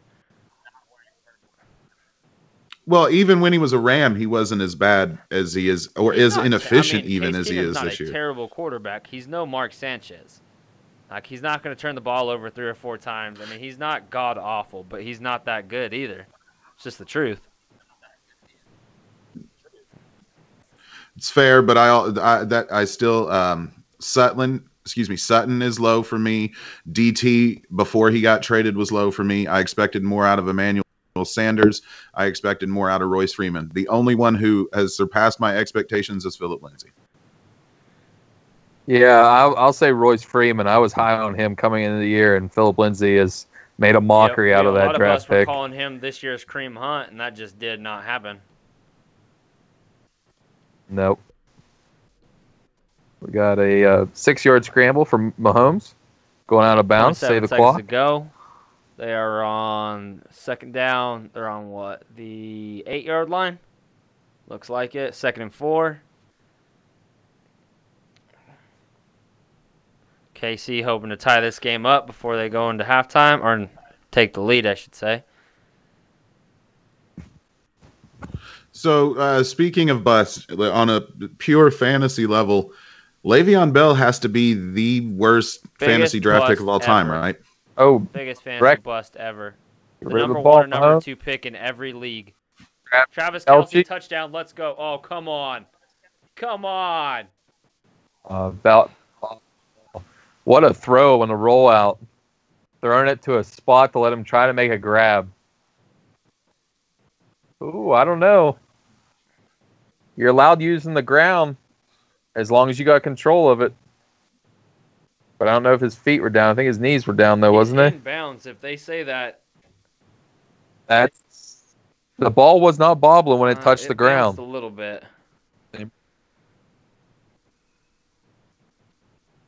Third and 4, trips right. Yeah, Oh, take a look at it. timeout Rams. Must not like the setup they had. Defense against what the But offense still, put you out would think there. that they would at least look that over with 20 seconds to go. The NFL does not look at enough plays under 2 minutes. Not when Kinda they're irritates close me. like that. Not when they're close like that. You'd think that one would be definitely one they'd take a look at.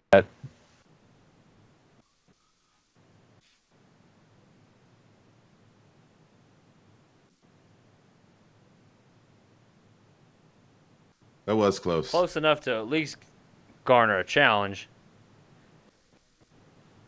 We got Spencer Lining Ware up in the same backfield position here. or same formation. Trips right.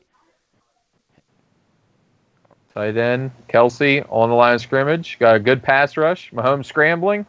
Throws the ball to the Chris Conley for a touchdown. And we are all tied up now.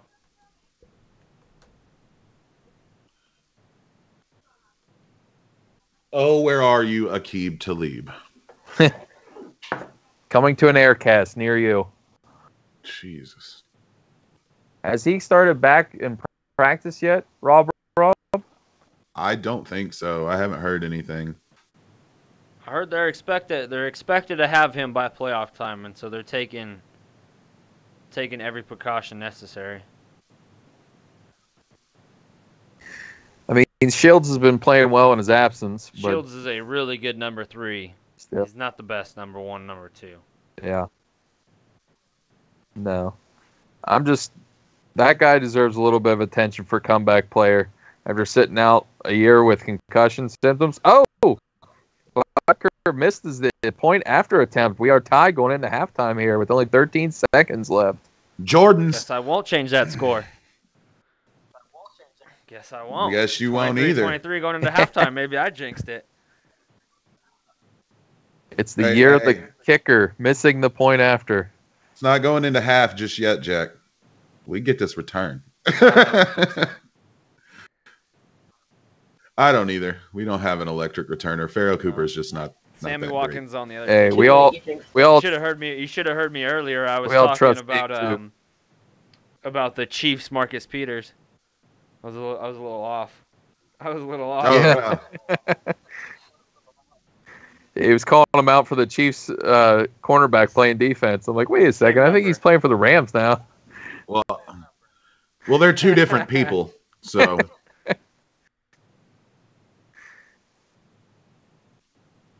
Yep. As we go into halftime, anybody who would like to jump in, give us a topic. We'll talk it. We'll even send you an invite. We'll let some fans jump in on the conversation if you guys would like.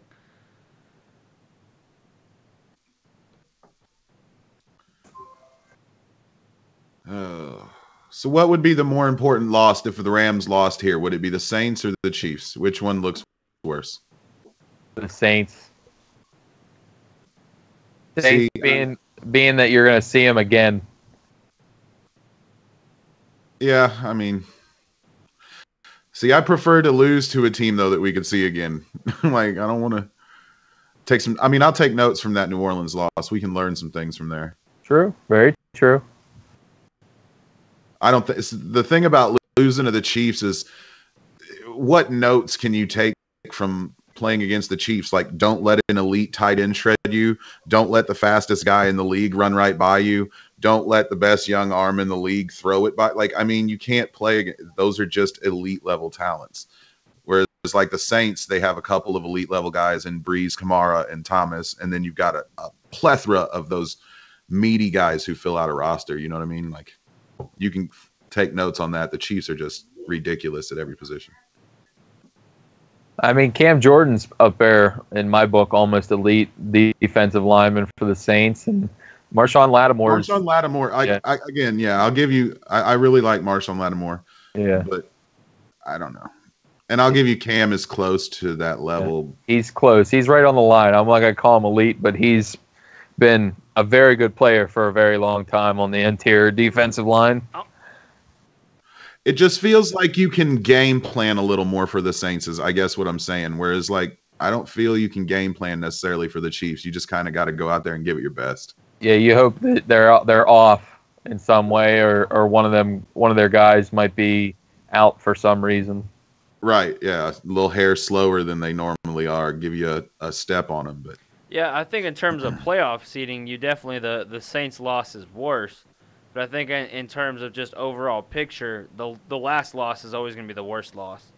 So if they lose this game tonight against KC, this could derail their momentum moving forward. I mean, I'm not saying it will, but I'm just saying that's the kind of loss that this is the kind of time of season where stuff like that can happen. Oh yeah, absolutely.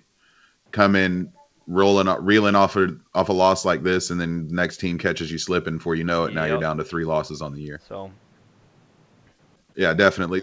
But again, this 3-game stretch, concluding with this game, is the money stretch for the Rams. When you go New Orleans, Seattle, and KC in that stretch, that was insane. That was their hardest stretch of football by far.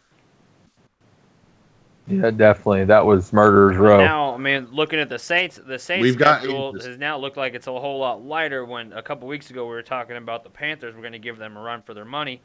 Not saying they still couldn't because it is an NFC South matchup, but it's a whole different ball game now with the way the Panthers have been playing as of late. I just don't know if they're even going to hold a candle to the Saints. I mean, the Saints are light years ahead of everybody in the NFC. Riverboat. The NFC South as of right now. Riverboat Ron screwed everybody's hopes of making that close. Yeah, that was a horrible call right there. He shouldn't have gone for it. He should have kicked it, tied it up. I don't understand. Yeah, you got to go for the tie right there when you got that. I get being aggressive, but in that division. You have to play to win in that division. Like not play to win, play it smart. Excuse me. I'm switching the Saints logo over so we can't see the. I fixed the audio source, so we should be able to show that graphic. Saints 9-1, Rams 9-1, Bears 7-3, Redskins 6-4, and the wild card seeds right now, as it sits, are still the Panthers and the Vikings, even after taking losses yesterday. Yeah, while making that graphic, I was surprised at how middle of the road most teams are. Like, you've got 3 really good teams, and then a cliff, and then a couple nice teams, and then another cliff, and then you just fall off into nothing. Yeah, Cowboys are going to end up winning the division. I'm sorry, I don't think Colt McCoy, as good as I like. I'm a Texas fan, so obviously I like Colt McCoy, but he's just not going to be able to take the Redskins into the playoffs.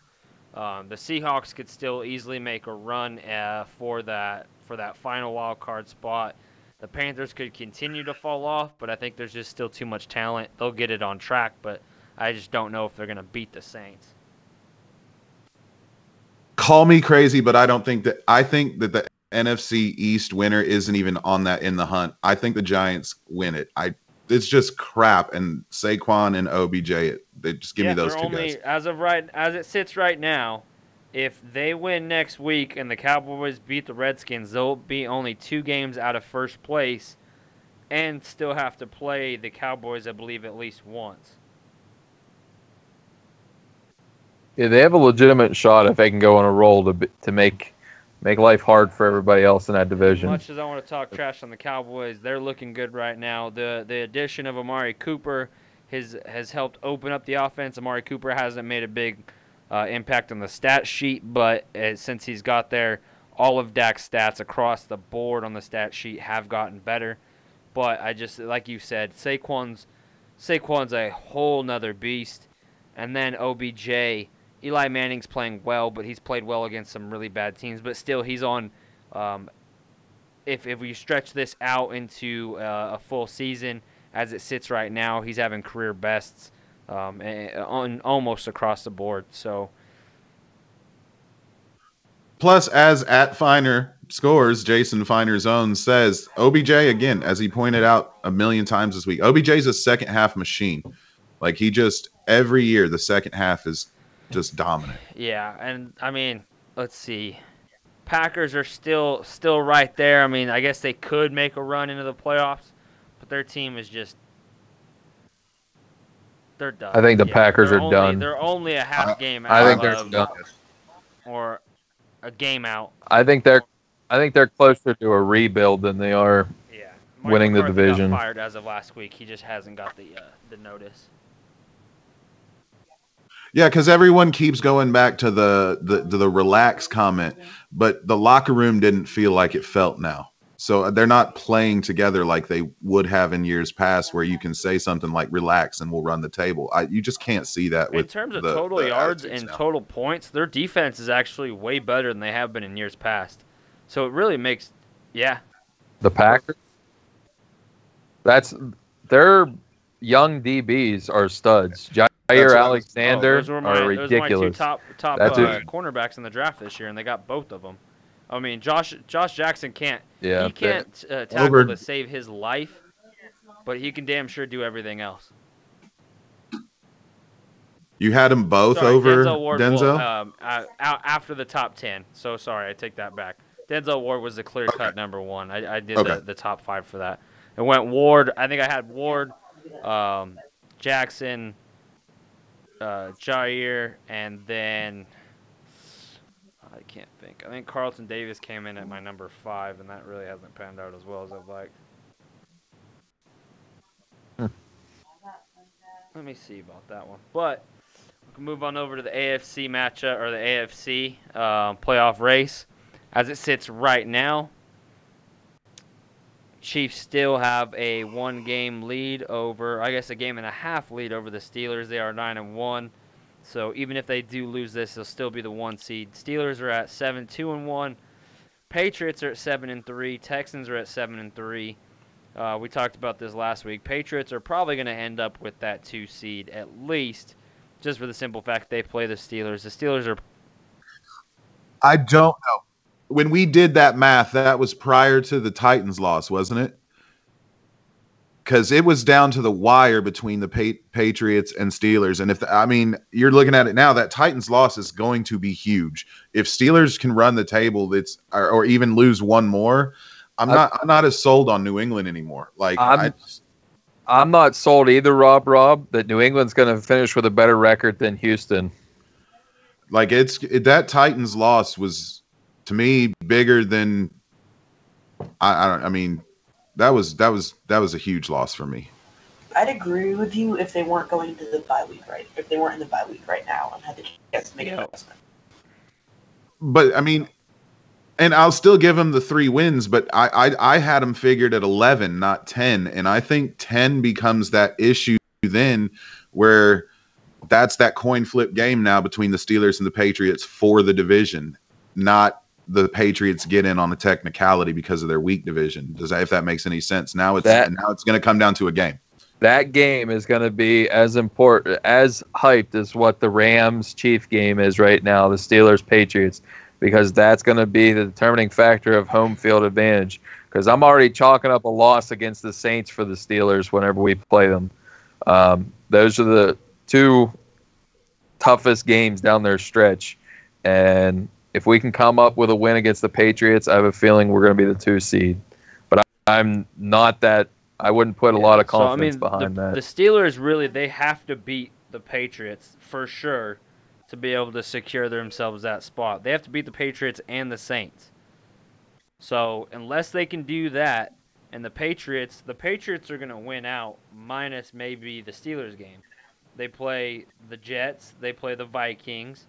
They play the Vikings at home. If they play the Vikings in Minnesota, I think I might have a different opinion, but I'm pretty sure they'll beat the Vikings at home. They will beat the Dolphins. The Steelers game is going to be interesting. Then they play the Bills and Jets again. So they just have an easy road. It just has always been in their favor that they play in the worst division in the entire league.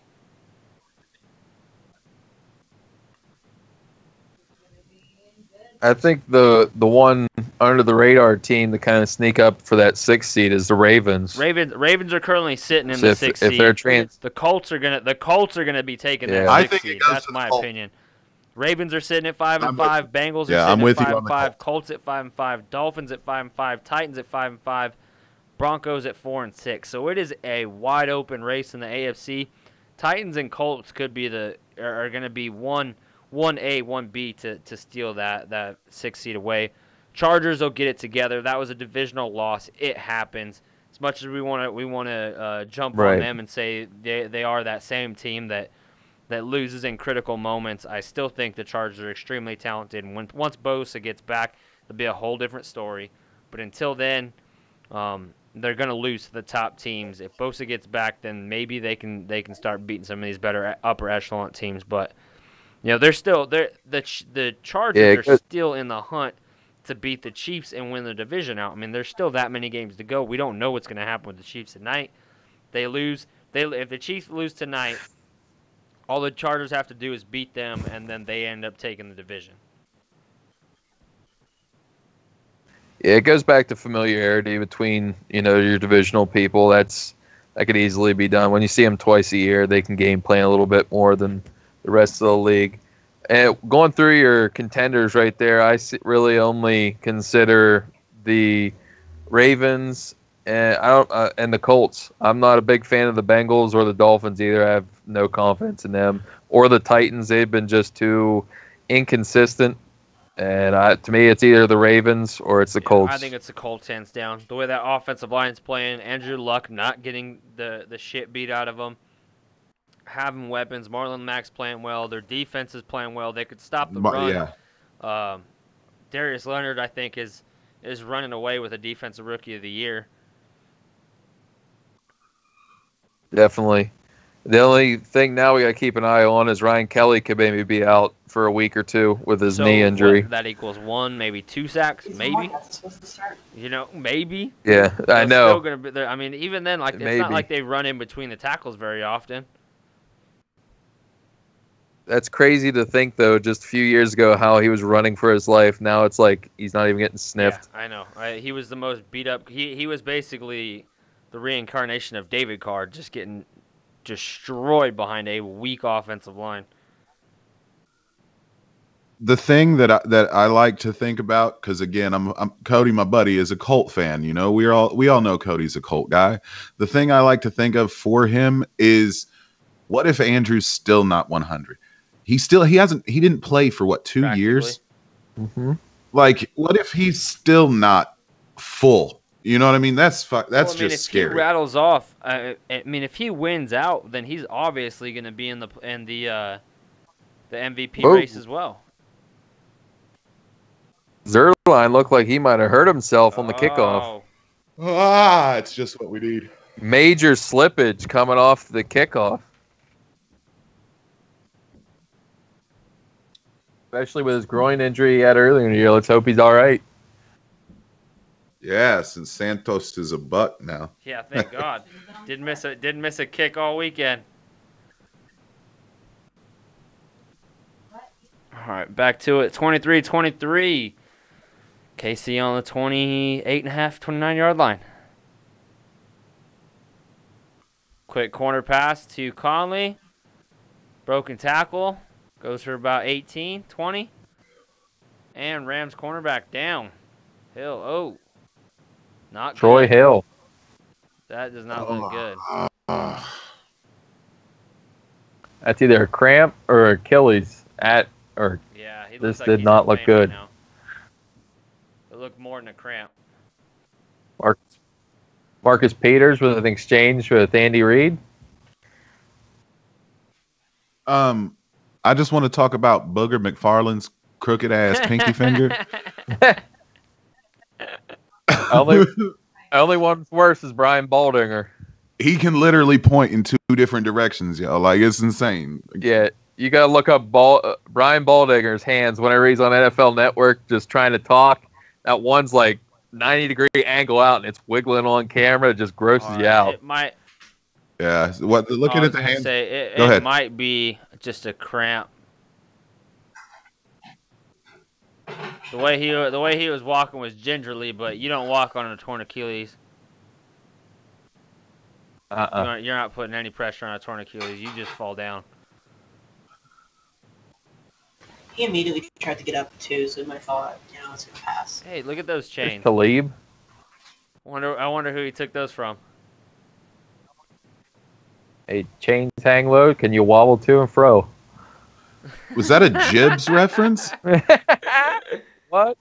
By a guy with the last name Countryman? No, mind blown. Oh, maybe not. I don't know. Maybe he's just a tough SOB because he's going straight to the locker room. Yeah, he's keeping that leg pretty straight he's be putting a lot of pressure on the bottom of his ankle, not putting his toe down. Yeah. It's something body. We'll get a hockey reference. Lower body injury. Play action to Kareem Hunt. 2 sidecars. And just has to throw it away. Flag on the play. Go figure. And they grabbed Hill around the neck when he was trying to break out from the sidecar position Holding there. defense. Yep. I'm gonna sound really old here, but Aqib Talib looks like Rakim over on the sideline for anybody who's old enough to remember that guy. Oh, you ain't lying.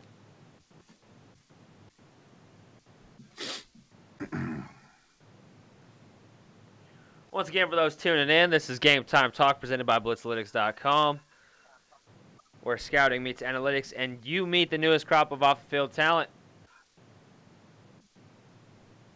Like me. And me. I just press buttons. I don't do much. Whatever. Since it's only us three, that means the chubby guys outvote the skinny folk. That's right. Hey, Chubby Big guys versus the wizard there's Bourgeois. 4 of you in here, and yes, so I guess I really am numbered by the chubbies. No, Stat Pat is not a human. He is a sophisticated stat robot, guys. Get out of He's here. a cyborg. He's a stat cyborg. We're card carrying members I'm of the actually in the process of club. trying to find the files again.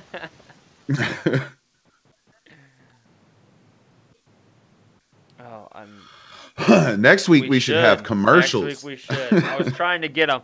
I'm not gonna lie, your message where you told me to not do anything until I talked to you really scared me, and so I waited till like the last few minutes. I was like, well, can't let this go to waste. I guess I'm gonna give it a try.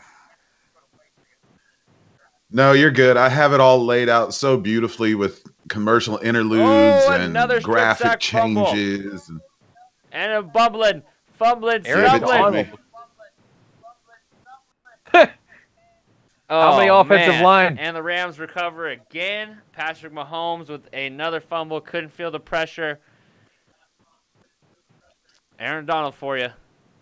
Look at that hand fighting. Look at that hand KC fighting. has slowed down that one. There's nothing. There is nothing Patrick Mahomes could do John on that Franklin one. Myers This is for their what's gonna lose coverage. him the MVP race, and why. This is exactly why Drew Brees will win. And I'll be surprised if the MVP metric does not show that this week. I found it odd because I'm not saying you have to switch it, but I turned in the MVP metric this week, and from OddsShark of all places, it had Aaron Rodgers in the top 5, and I was just baffled by that. I mean, he made it to the graphic. Yeah, just I don't know because, why you threw him in there. I was like, I didn't say he was in the MVP metric. I did not. I went strictly off OddsShark that way that we could have the conversation about what they see versus what our own MVP metric made by yourself would say. And for some reason, they legit have Aaron Rodgers, and I can even give you the odds. Let me pull them up. Well, I think real that's quick got to be OddsShark. That's It's just got to insane. be because of the name Aaron Rodgers, and because of bias. He's plus 1,600, the same exact odds as Alvin Kamara, which I found just Alvin Kamara ridiculous. has a higher MVP rating than Drew Brees does currently. I know, like I said, once the season. The more the season goes on, the less of a gap it will be. And Drew Brees in the last 4 weeks has severely climbed the MVP rating. He went from a 100 to he's 150 to 170 to 180. Like, he's climbing up there. Patrick Mahomes' numbers have been super inflated at the beginning of the season. Now with all these turnovers, they're definitely going to come down. With the offensive production elsewhere, it's definitely gonna come down, and I think Brees by the end of this season, the MVP metric will show that he is the best, just because of the true touchdown to turnover ratio. His Patrick Mahomes touchdown to turnover ratio was out the roof, and we have a cap on that metric at 5. But with all of these fumbles and all of these turnovers, and Brees still putting up 4 and 5 touchdowns a game. It's not gonna hold. I think Brees will end up being the MVP metrics MVP, and I mean that's the thing. Eye test has everything to do with the MVP. The metric can only do so much. It does take into consideration outside influence. It takes into consideration defensive performance. You know, it is one thing you could say that he had to put up those points, so he did. But it's also a team's defense could suck all you want. But it's still up to that quarterback to score those points. You can't give him a negative ding because he has to put up those points. He still has to go out there and do it. Yeah. Fair. Overthrow by So Goff. the one thing that is dinging Drew Brees is that his defense is actually playing a lot better than the Rams defense and for Todd Gurley. You know, Todd Gurley's numbers are inflated, and because of how bad and how awful their defense has played. But it's like Let's watch throwing those terms around, Bucks fan. Hey, who's giving up the most explosive plays on defense? Thank you. Dude's not named Aaron Donald. All right, sweet dreams, ladies. Oh. Empty set for Goff. Oh. Deep drop. Deep throw. Deep throw, Throws corner it. of the end zone or right at the end zone to Brandon Cooks. He caught it. He had to slow down for a split second. He looks like he's a little gimpy as well right now. But somebody got a hand in there. After getting burned, he comes back just because he had to slow up to catch the ball. Even Nelson incomplete pass. Comes Beautiful. up with a hack right on the ball. That right out of his hands. Gotta love that Cam Angra. Mahomes has 11 more turnovers than Brees. What was that stat, Pat? Mahomes has 14 turnovers on the season, including tonight. Brees has 3. 2 of them are fumbles. Wow. Yeah, so by the time I do the metric tomorrow, I'm pretty sure that Mahomes' stats are going to drop severely. And Cooks is now heading to the back. This is not good for the Rams. Oh my God, really? I'm calling it now. 4th and Josh 1. Reynolds is going to be on waiver wire edition. Number 1. Pat, you might want to add that to the graphic like before Alexander even has to tell you. I'm ready. Oh, we got a false start. Nope, timeout. Going for it. Timeout. McVay didn't like what he's seen.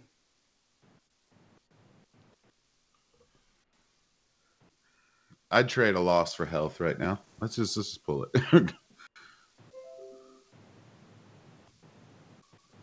Yeah, Robert Woods is a good wide receiver. He's a good, solid wide receiver, but he's not a number 1.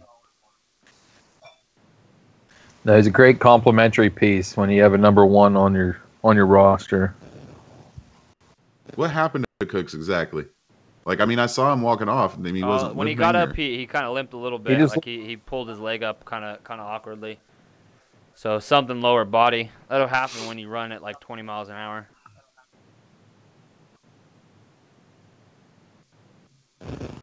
Surprisingly, we have not seen, we have not seen nearly as much of, incomplete, incomplete.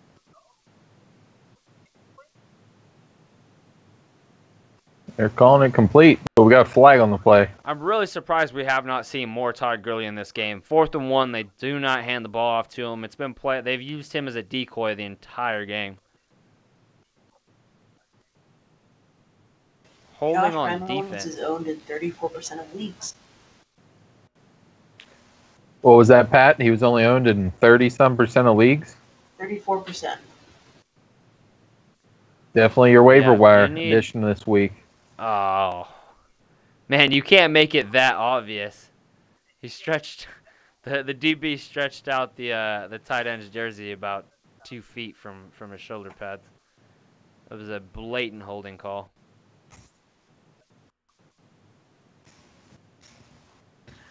Quick snap. Wide receiver screen. Tyler Higbee with a run after the catch.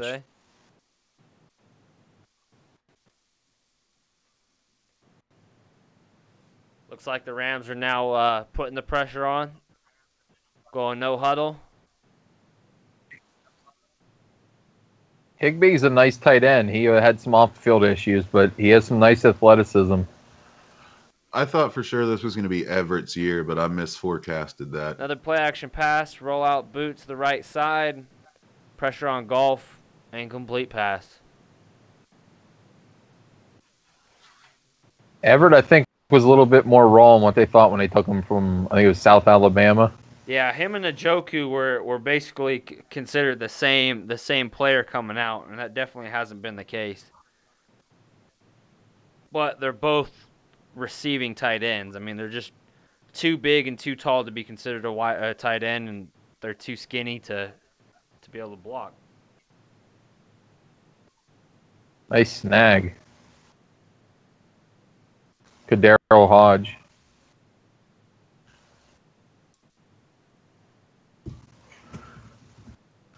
Got a 3rd and goal coming up here.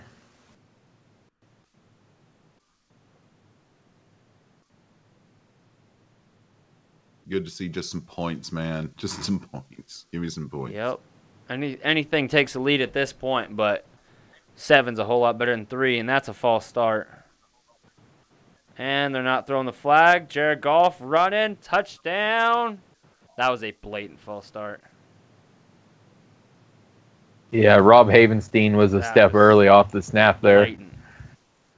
They let him play through it, though. There might be a little bit of home field bias for these Rams and these Zebras. Nice scramble by Goff, though, to put him up. He's quite athletic. Rob's biting his tongue.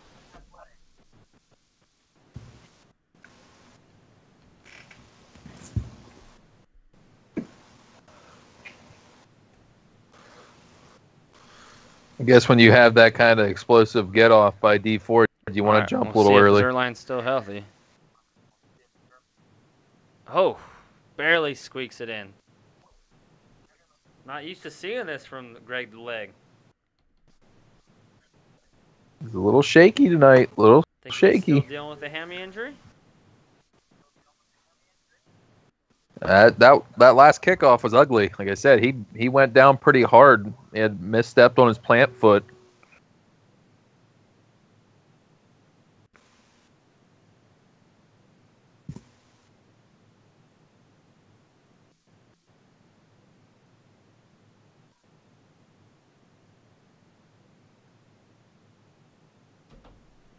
This game's getting interesting. Back and forth. We've had multiple lead changes now. Let's see if Patrick Mahomes can actually get some protection and be able to throw the ball. 62. What was the over-under in Vegas? I think we'll get there. I called that one.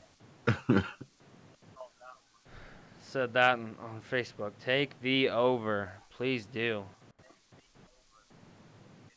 Still upset that my seven game parlay got ruined by Riverboat Run and that 2-point conversion. You should tweet at him and get him my whole $5. Hey, $5. $5. $5. You know what? That's why I bet it. I bet those. Yeah, you go back a couple years and get a foot long. Because if you hit on a 7 or a 10 game parlay, you know it's bragging rights. It's not. I mean, it's still your 10-folding, 20-folding your money, but no, it's a magic trick. Rights.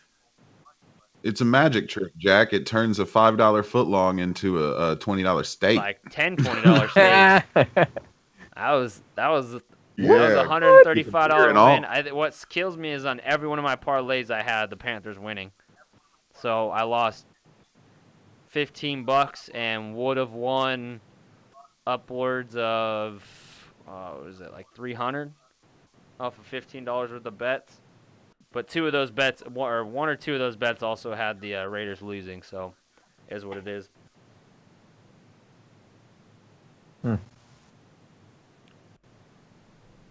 Just a reminder for everybody this week, too, with Thanksgiving coming up and Friday being Black Friday, if you're looking for some cool apparel, make sure you visit the Blitzalytics shop as well for all your T-shirt needs. Great plug in there, Pat. So if you're looking for a fantasy punishment and you guys still your league still hasn't decided on that, this guy Robert Robertson here has made some beautiful, awful punishment T-shirts that you can give to the loser of your league. So.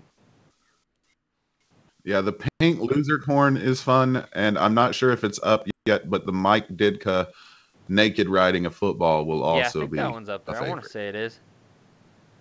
Naked Mike Ditka. You got the poo emoji.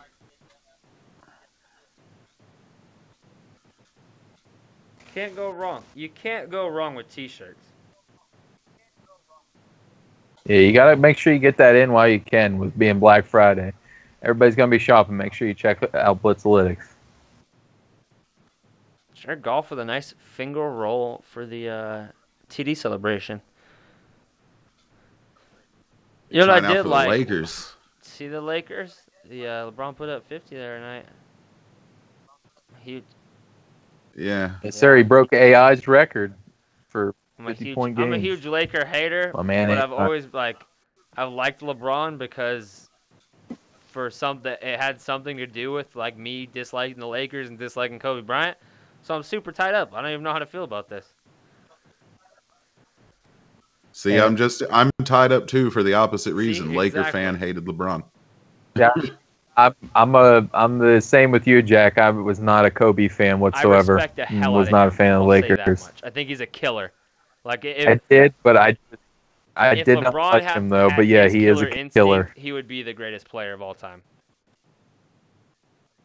Ethan Westbrook with a poke to the eye. He went down immediately after the offensive lineman got his hands on him. Not good. I'm pretty sure it went right to the old That face is mask never right fun. there.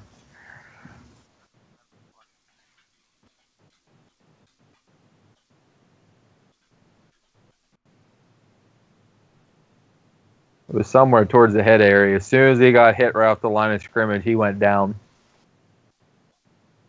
Brandon Cooks is a questionable return with cramping. Let's see. There could be worse things he could be injured with. Yeah, a little Midol, you'd be fine. Oh, that's stuff, Jack. It's not like he caught a stiff arm to death. Hey. He already He'd already torn his ACL or torn whatever it was. Rob, he got a lifetime supply of them when Vance McDonald stiff-armed him. Yeah, I'm not the biggest Chris Conte fan, but I'm not a Chris Conte hater either. And that man, he should have never been in that game. I don't understand that. Why you would even try to play when you have an injury like that. Yeah, but you have some Vanimal lovers here, so embrace it. Vanimal lovers? Vanimal? Yep, Vance McDonald. Yep, Vance McDonald, the Vanimal. That's too good. So what do you guys think of Lamar Jackson, the debut? I think he's not going to be able to sustain it with that many rushes. What would he have? 27 rushes in the game. It was over 100 yards, but I was sitting here with a buddy of mine, and I told him, I was like, man, if Lamar Jackson would have just come out as a running back, he had a shot at Rookie of the Year.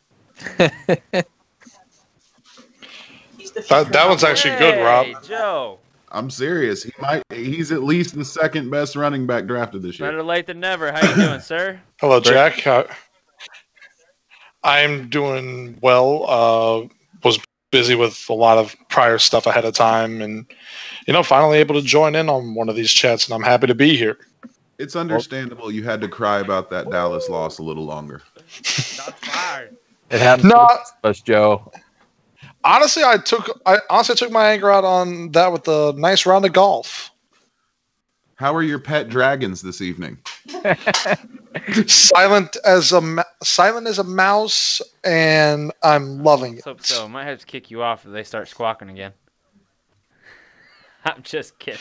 Don't worry, there's not a shot in God at 10:30 at night. Joe, somehow Jack has not heard your Stephen A, which I find is a travesty. I could have sworn I've done it once before in the meeting. I've heard it. I don't think he was either on at that point, like we lost connection with him or something, and we were killing time. I don't know. He missed it somehow. One meeting a couple weeks back, so it might have been them. Oh, but you're welcome. You're welcome to grace all our viewers with that. I think all four. I was gonna say I missed it too. So, or actually, Rob, did I do it with you and Jason and not in the meeting? It might have been on an episode of one of the pods. We do. Yeah, it might have been that.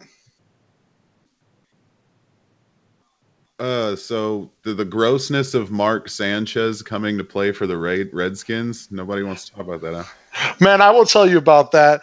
I don't use this word very often, but that is straight up blasphemy. He's got taught over under on 2 butt fumbles. The under because Colt I mean, No, I mean, I feel real bad about Alex Smith, but you don't sign Mark Sanchez. You don't sign Bud Fumble. That is just horrible. he's pretty good. I'm not gonna lie. I told you. I'll give it a Told 7. you. You got I'll it give it a down. 7. 8. I'll give it an 8. You know, I'll be courteous. I'll give it an 8. Mahomes looking a little shaken up. Another off throw. I wouldn't call it a bad throw, an off throw behind Tyreek Hill in the crossing route. But I will say this. I thought that was Kareem Hunt on the crossing route. I thought that was Hunt just now. I think it was Hunt. It was the. I can't do a Stephen A. Smith, but I can do Lou Holtz. I mean, the floor is all yours. I mean, there's no rules to this format here.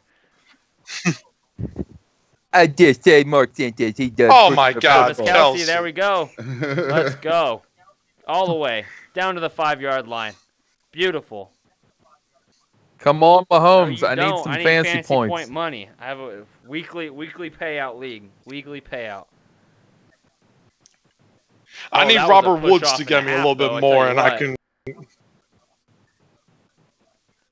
It's just Marcus Peters. That's some Chiefs love right there That for was him. a two-hand get to the ground as I cut outside. Get out of here because I'm getting your paycheck because they would not pay you. They're gonna try to run it up, play fake. It's funny. It's funny how Oh, he got hit. taking a lick. Littleton put a nice pop on Patrick Mahomes, who was running outside of the pocket. There's my guy. I called out pre-game, Yes, Jack. you did. Corey Littleton. Of course, he had Aaron Donald coming up right on him. Aaron Donald's been on his backside the entire time. They should just give him a white jersey and a red helmet. He's been in that backfield so much. Just make him the fullback. Peter's grabbing his hamstring now, coming off. That might be a blessing in disguise. Let's be real. No, that's not good. You guys are down to you're down the to Rams what? mash Third, unit. fourth, and fifth corners.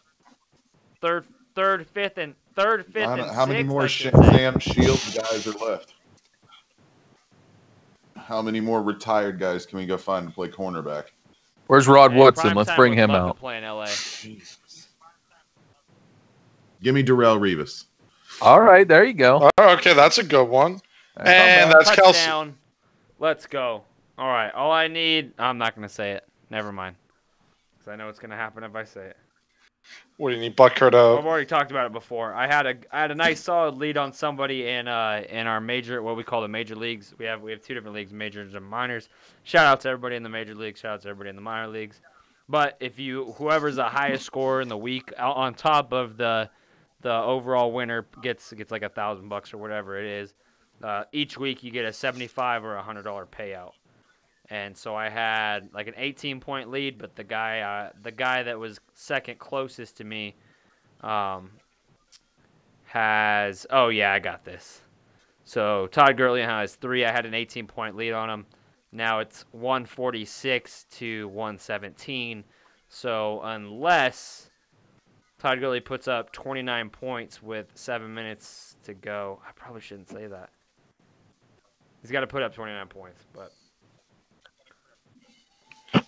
I mean, my one league that I have, I got 2 leagues I'm a part of. One league, my team is shot, but if I had put Philip Lindsay instead of Lamar Miller, I mean, I thought Lamar was going to do good for me, but he did bad for me. So, I mean, I got to hope for Harrison Butker, no, not Butker, Zerline to miss every one of his kicks for the rest of the game. Sorry, Rob. Yeah, but He missed 1 point after. They both. And have.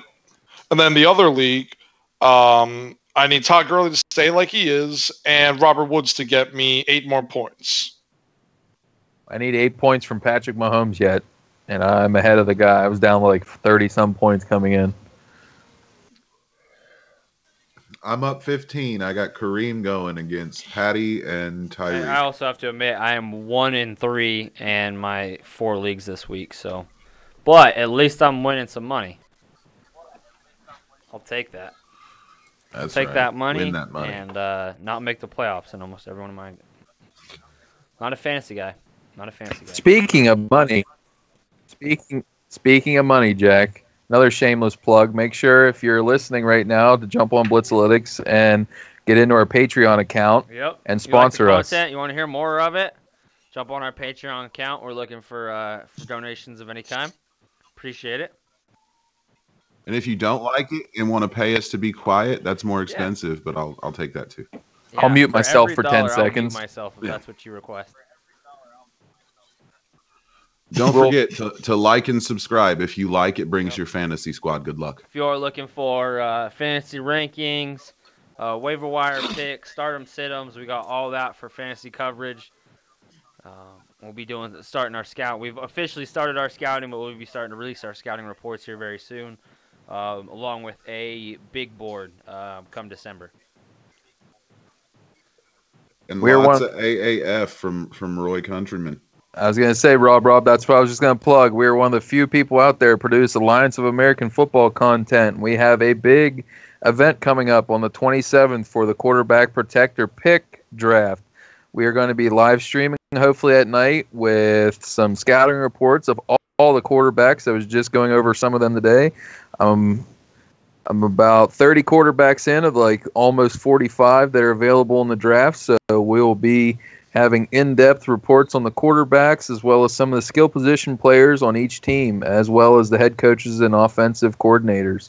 So if you're get Russ on there too, I'm going to be hopefully talking to him either later this week or maybe early next week. I'm going to try to get him on there for it. And we will also be starting a scouting podcast with the great Russ Lande here very soon. We've been in contact with him, so look forward to that as well as the Blitz Breakdown that comes out tomorrow and Friday, and the Fantasy Football Hot Seat that drops every Wednesday.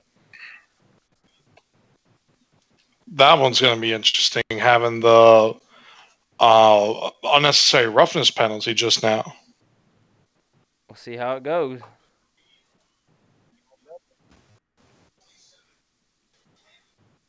Yep, they're showing the highlight. First-round pick versus first-round pick quarterbacks. Who would you guys rather have at this point? Mahomes. Okay, that is not what I needed. I do not. Well, I mean, I opened my mouth. Gurley can do that a little bit. What's going off? I told you. I knew it. As long as Gurley does not find the end zone, I'll be content. Another 26 points. What are the odds of that? Gurley's getting in. Count it. Well, that's some holding. Oh, now they're going to start feeding the beast. 2 straight plays with Gurley. Here he comes. They've used him as a decoy this entire game. When ESPN and NFL Network both said that they were going to be very run-heavy to try to counteract the offense and slow down and give their defense time to rest because of the potency of the offense on the opposite side of the field. You guys see that? You guys see that field? Here comes the boogeyman. That's much better than Stasio Azteca or whatever it is. Field's getting tore up right now. Come on, Robert Woods. You're supposed to catch that so you can get points. Drop back pass by Jared Goff, overthrown. Basically put it out of balance on purpose. Well covered. Yeah, the cameraman had a better chance of catching Booger that. had a chance of catching that ball. Goff to the Booger cart. That thing is Best ridiculous, house, that Booger man. cart.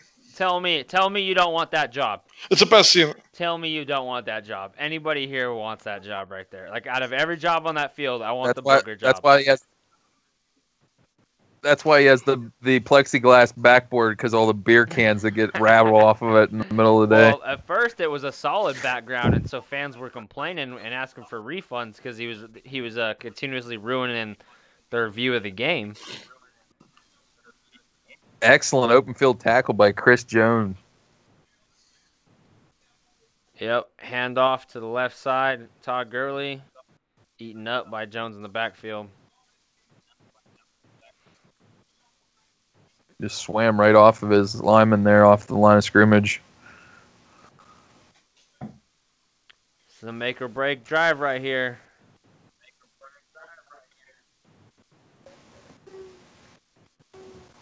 Trying to go quick set. Brandon on the Cooks. screen route for 10, 11, 12 yards. First down. Oh, what a block. Is that Higbee had just annihilated somebody? Or is that Austin Blythe? Nope, that was Havenstein. We need you to update the score on the overlay, brother. Am I messing up? It's going too fast, man. I think Havenstein just annihilated Kendall Fuller. Yeah, he did. Oh, Marlon Brown. Seeing traffic in the backfield. Still makes a good effort. Spin move. Gain 4. Nice O button, Malcolm Brown. 4 minutes, 23 seconds to go in the third. Tied up. 30-30. Both teams 9-1. I think we can all agree this game's living up to the hype. I mean, we're a touchdown away from them breaking the over-under, so.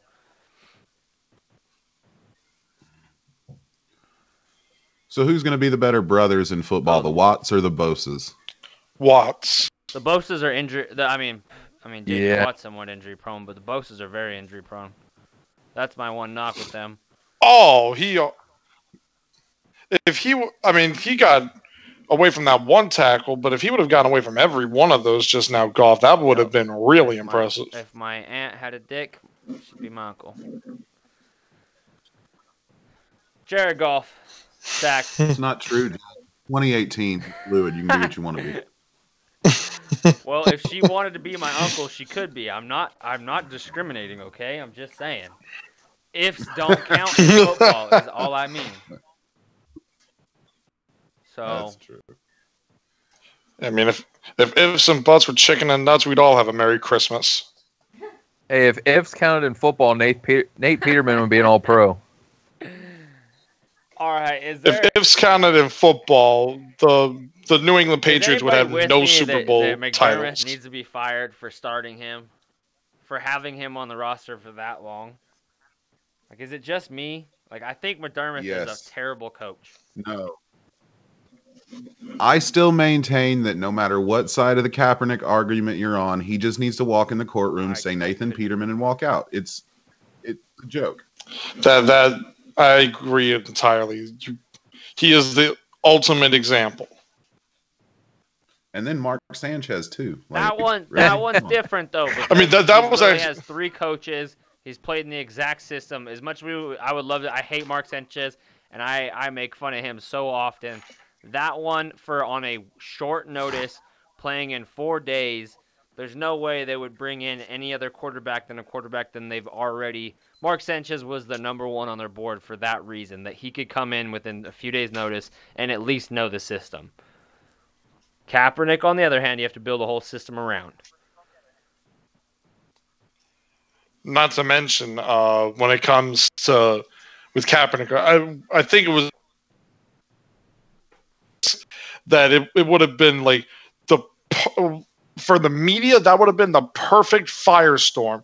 The most polarizing figure in the NFL today, who got the entire NFL behind itself, getting signed by one of the most polarizing teams with the most polarizing owner in the exact with Trump right in his backyard. And let's not forget that they wouldn't do that to Alex Smith and have Kaepernick replace Alex Smith again. Oh, I didn't even consider that. Yeah, truthfully, I didn't even think of that one.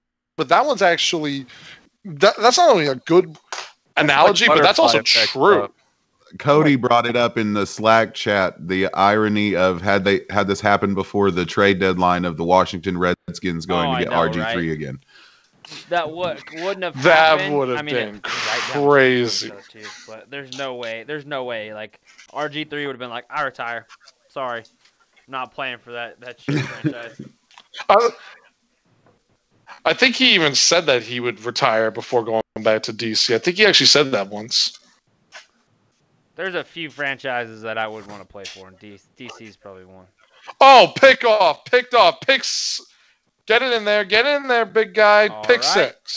Patrick Mahomes is officially out of the MVP race. Just threw a pick 6. Samson Ebukam again. Yep. Samson Ebukam. Yep, the MVP of the league. As much as you and I kind of hate to admit it because he's on a division rival, Jack, is Drew Brees. I've never once spoke a bad word about that man. As much as I've cursed his name, but yeah, well, that's what I mean. We hate him, you know, like the curse thing. Like I tell people all the time, and they look at me like I'm a traitor to Atlanta because you think Atlanta fan, I would absolutely hate the Saints. Like say things I cannot say, but people love to say on social talk about media. This play though. That couldn't have been a worse interception. That guy was being held when he picked the ball off. He didn't even try to pick the ball off. It just happened to land into his hands. His footwork was terrible. He got the swat perfectly, and then it just did the rest. Even if he would have got that ball to his receiver, there was like 4 guys around him. I'm gonna give Patrick Mahomes some man points for attempting the tackle, though. By him and Tyreek Hill. Yeah, Tyreek Hill was trying. I mean, yeah, he was 100 pounds, basically. And it got a little heated there at the end. Guy, but on the bright side, we hit the over. Oh, a lot of time left. All it takes is 1 3 and out, and they're right back in it. I mean, they're only down 9 points. Plenty of time left. But Patrick Mahomes, that's his 3rd turnover of the game. Yep. It's not good on Monday Night Football. Yeah, and then of course, like we just said, because you were talking about it, Jack, we're now officially in the over. So if you bet the over on the parlay, yep. That's what I should have done. Just put all my money on the over.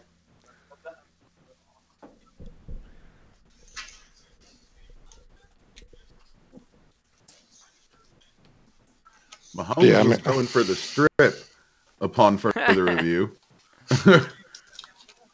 and Peters sucks this year as a football player, but he's still an MVP trash talker. Like, he's all in Mahomes' face afterwards, and Mahomes is just like, dude, you suck.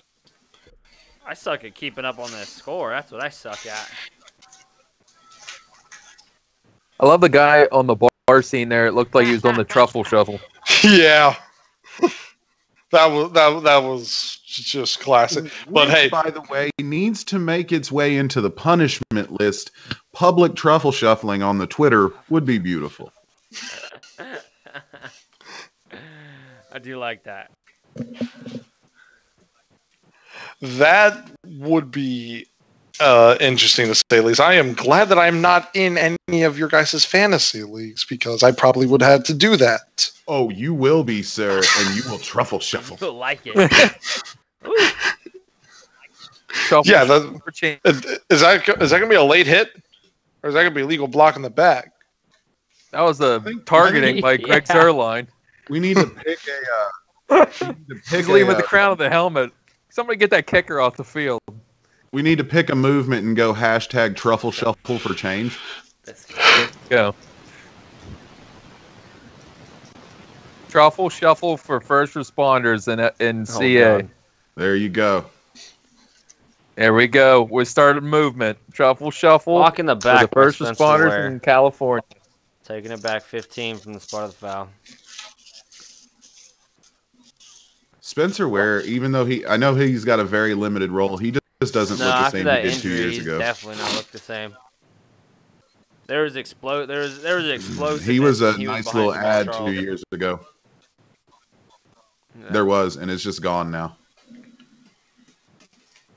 So I mean, we know that he has the pick 6. But I think I missed the first 2 turnovers because I was. They were both strip sacks, weren't they? Well, didn't it? Ebukam got the recovery for a touchdown. I want to say Aaron Donald stripped them both times, right?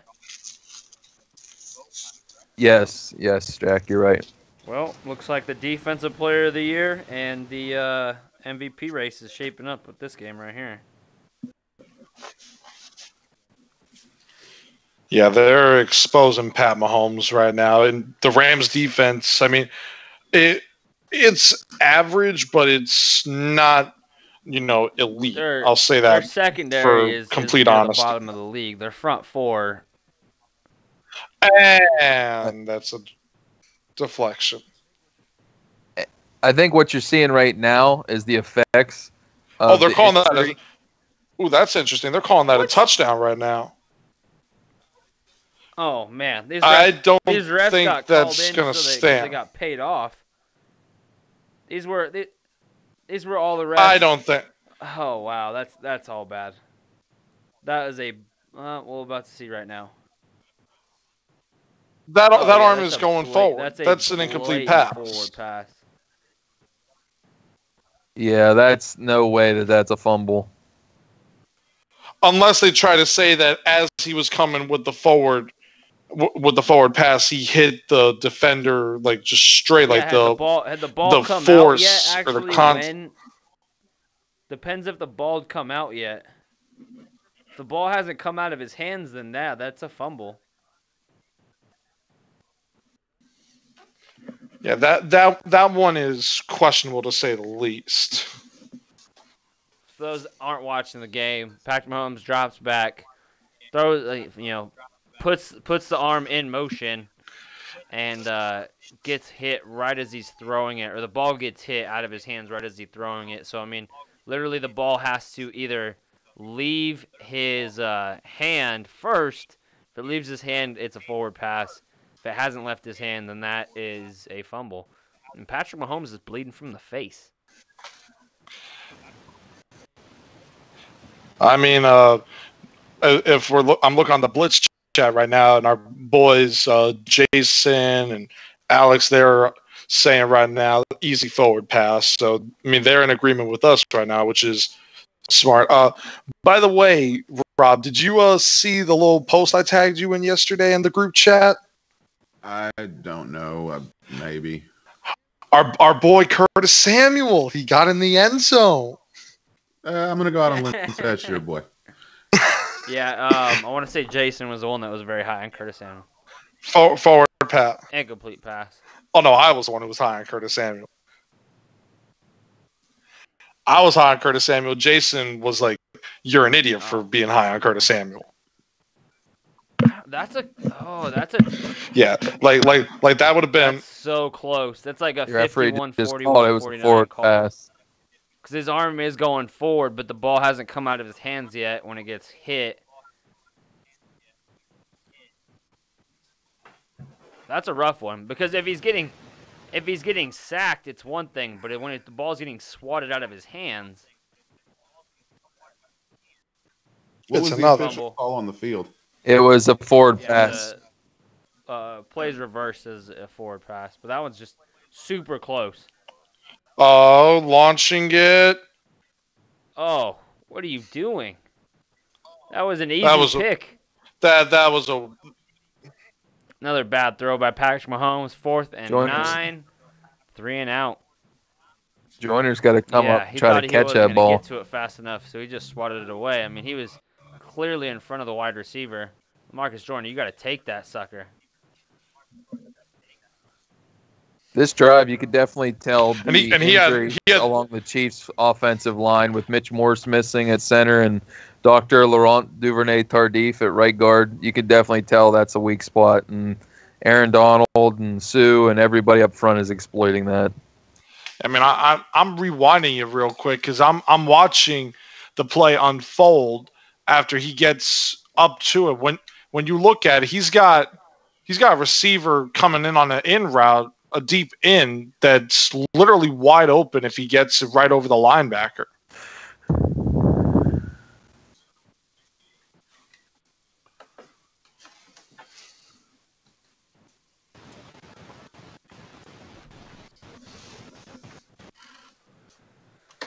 All right, I'm going to call it right here. If Rams drive down and put up 7, this game's probably over.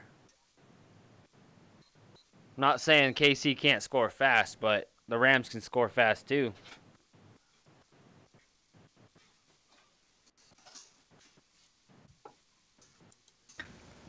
Their defense definitely needs a big stand here or a turnover. This is where Gurley starts feasting, and there he goes. Getting a 15+. Run right up the middle. Oh, man. Jesus. The battering ram.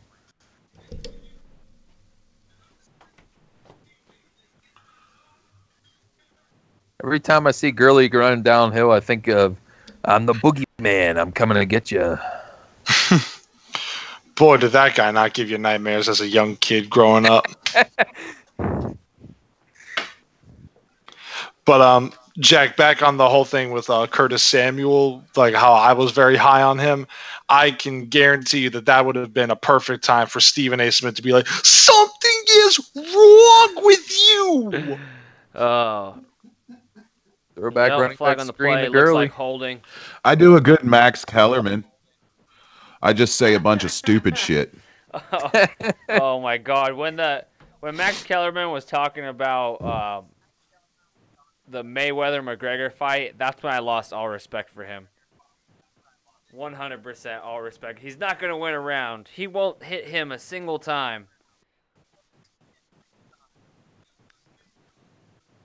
The catchword for that show, by the way, is Oh, pontificate. It happens in it does, every episode. Pontificate. He says it like they try to use those big words, especially in spots where it's like unnecessary. Yeah. They try to Fraser up sports.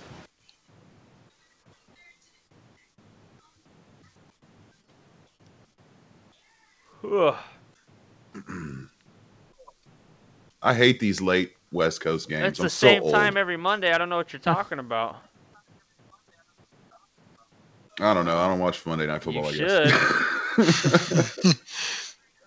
Man, I'm old. I got 2 kids. Man, I got up at 6 o'clock this morning. I'm with I you, just Rob. don't know how you do it. That's why I refuse to move to the East Coast. There's no way I was gonna be staying up till freaking 11 o'clock midnight trying to watch a game. Not gonna happen.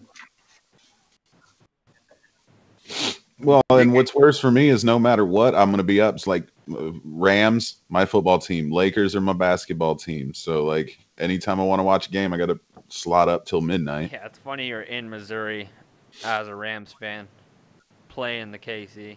I was born in LA, though. Yeah. I was born in LA. Like, you know, that shit never leaves your system. Yeah, this used to be the battle for Missouri, though. Thanks a lot, Stan. Hey, the Rams should be an LA team. It just fits. It fits way better. The Chargers. Well, then they should have had to deal with completely Jeff disagree, Fisher. though. The Chargers should not be in LA. LA fans do not want No, like they the shouldn't. Chargers. It's like putting the Denver Broncos in Oakland. Like, LA fans don't like San Diego. It's an in-state rivalry. Or I guess putting the Niners in Oakland. I guess you could say that. Make more sense. But really, it's just San Diego already had such a small fan base. And I know I'm one of the only people saying this, but I think the Chargers need an entirely new rebrand. There's nothing historic about the Chargers franchise in the entire time they've been here. Haven't won a Super Bowl, right? Well, they got like 4 Hall of Famers. One's a kicker. So, LT Tarkenton. No, Tarkenton was a Viking. Yeah. Right? Yeah. I mean, you've got to go. It's LT and then way the fuck back. Kellen Winslow. Yeah. I'm with you. There's the only thing that you lose at that is the powder blues. Unless you make that the main jersey. Keep the colors. Then I'm Just change the name. Rebrand the. Oh, Jared Goff just got leveled. Oh, big sack. What? Flags on the play.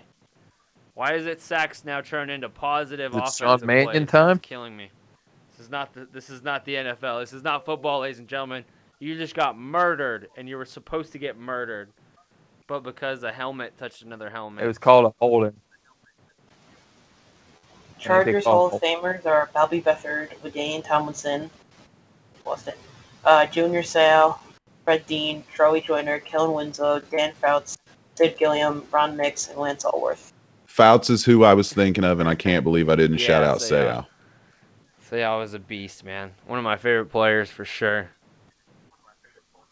He fit the Chargers franchise because he was so damn electric.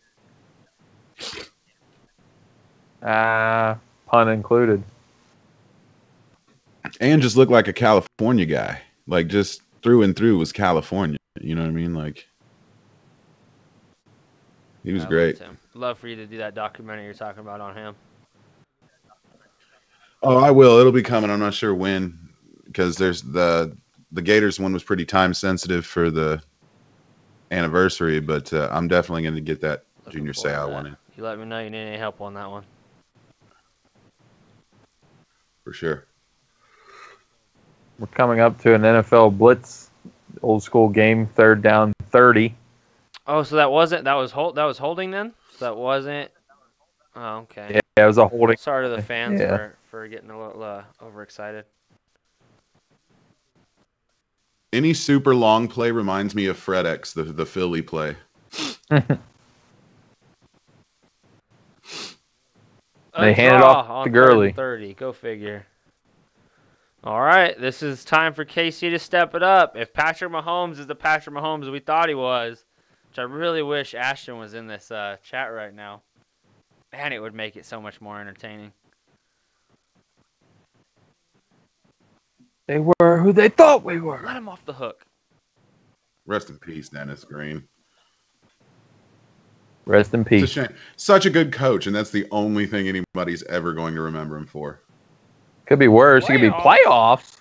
Oh, my God, yeah. Talking about playoffs? I'm trying to win a game.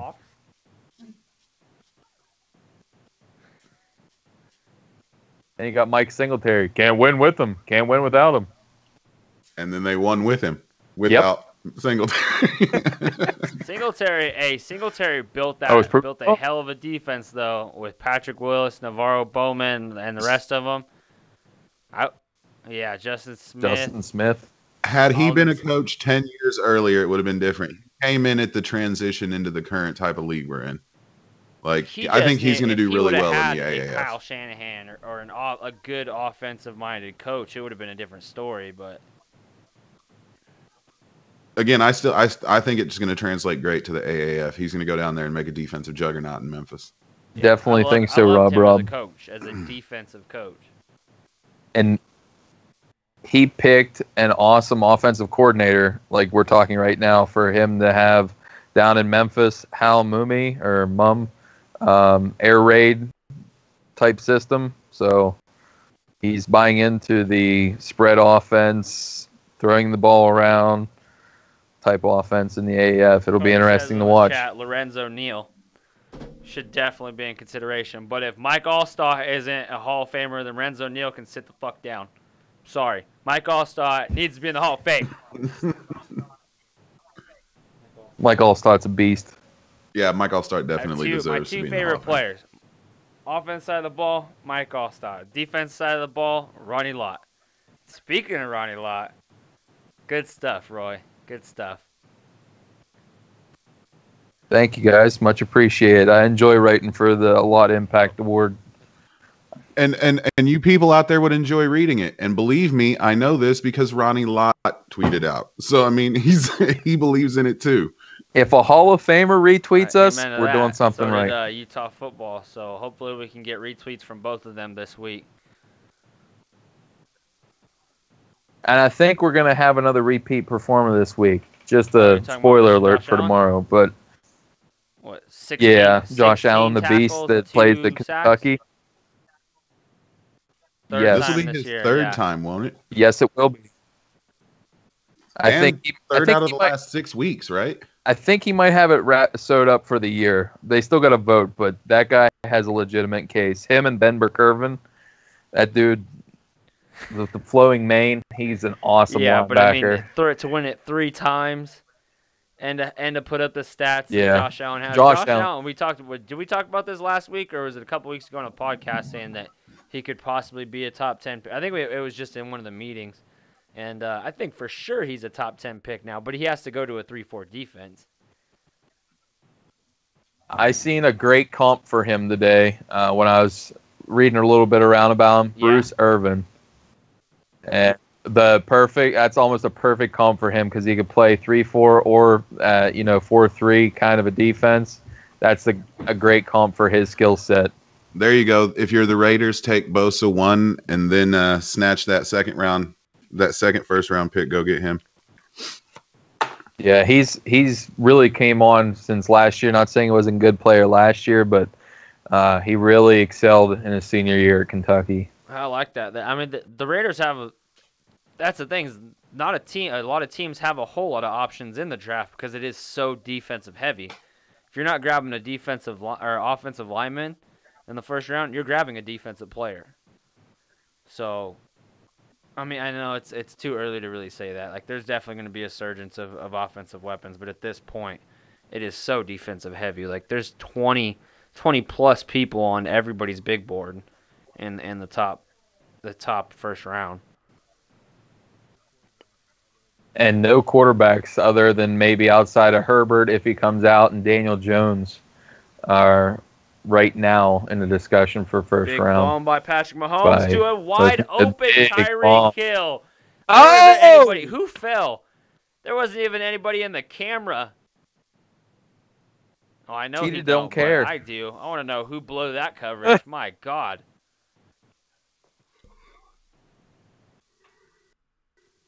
I'm on it. I'm on the score.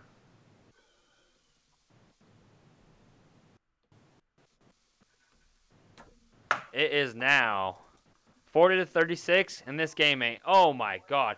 Sam Shields was 30 yards away from him. Oh, he slipped. Told you the field's bad. I think that is not the best conditions. There's a lot of games played on that field between college and pro. I thought Sam Shields was still in recovery from his concussions. Look at him trash talking Joyner on the way in. He walks into the end zone. And sportsmanlike conduct, because he made he made the gun with his finger. Yeah. He can't even use the bow and arrow now. Josh Norman. Definitely can't use the pew-pew.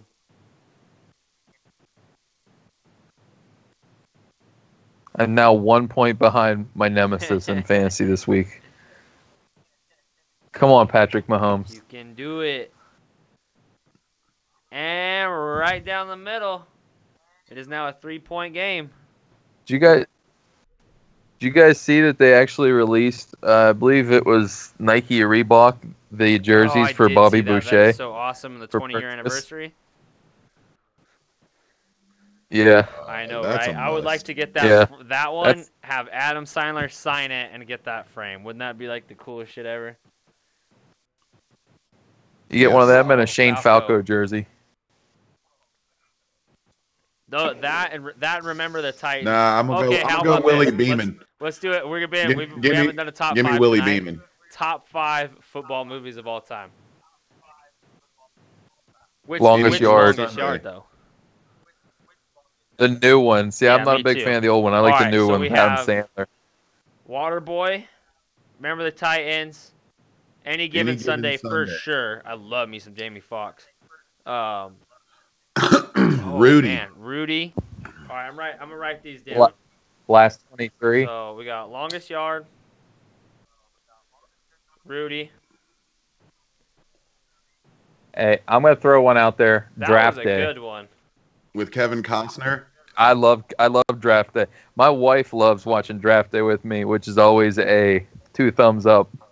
It was the perfect date night movie. There was a little romance involved, so I mean, I guess it works. What's her name? What's that actress's name? I like her. I don't know what that actress's name is, but I like her. Oh. All right, Waterboy, Longest Yard, Rudy, Draft Day,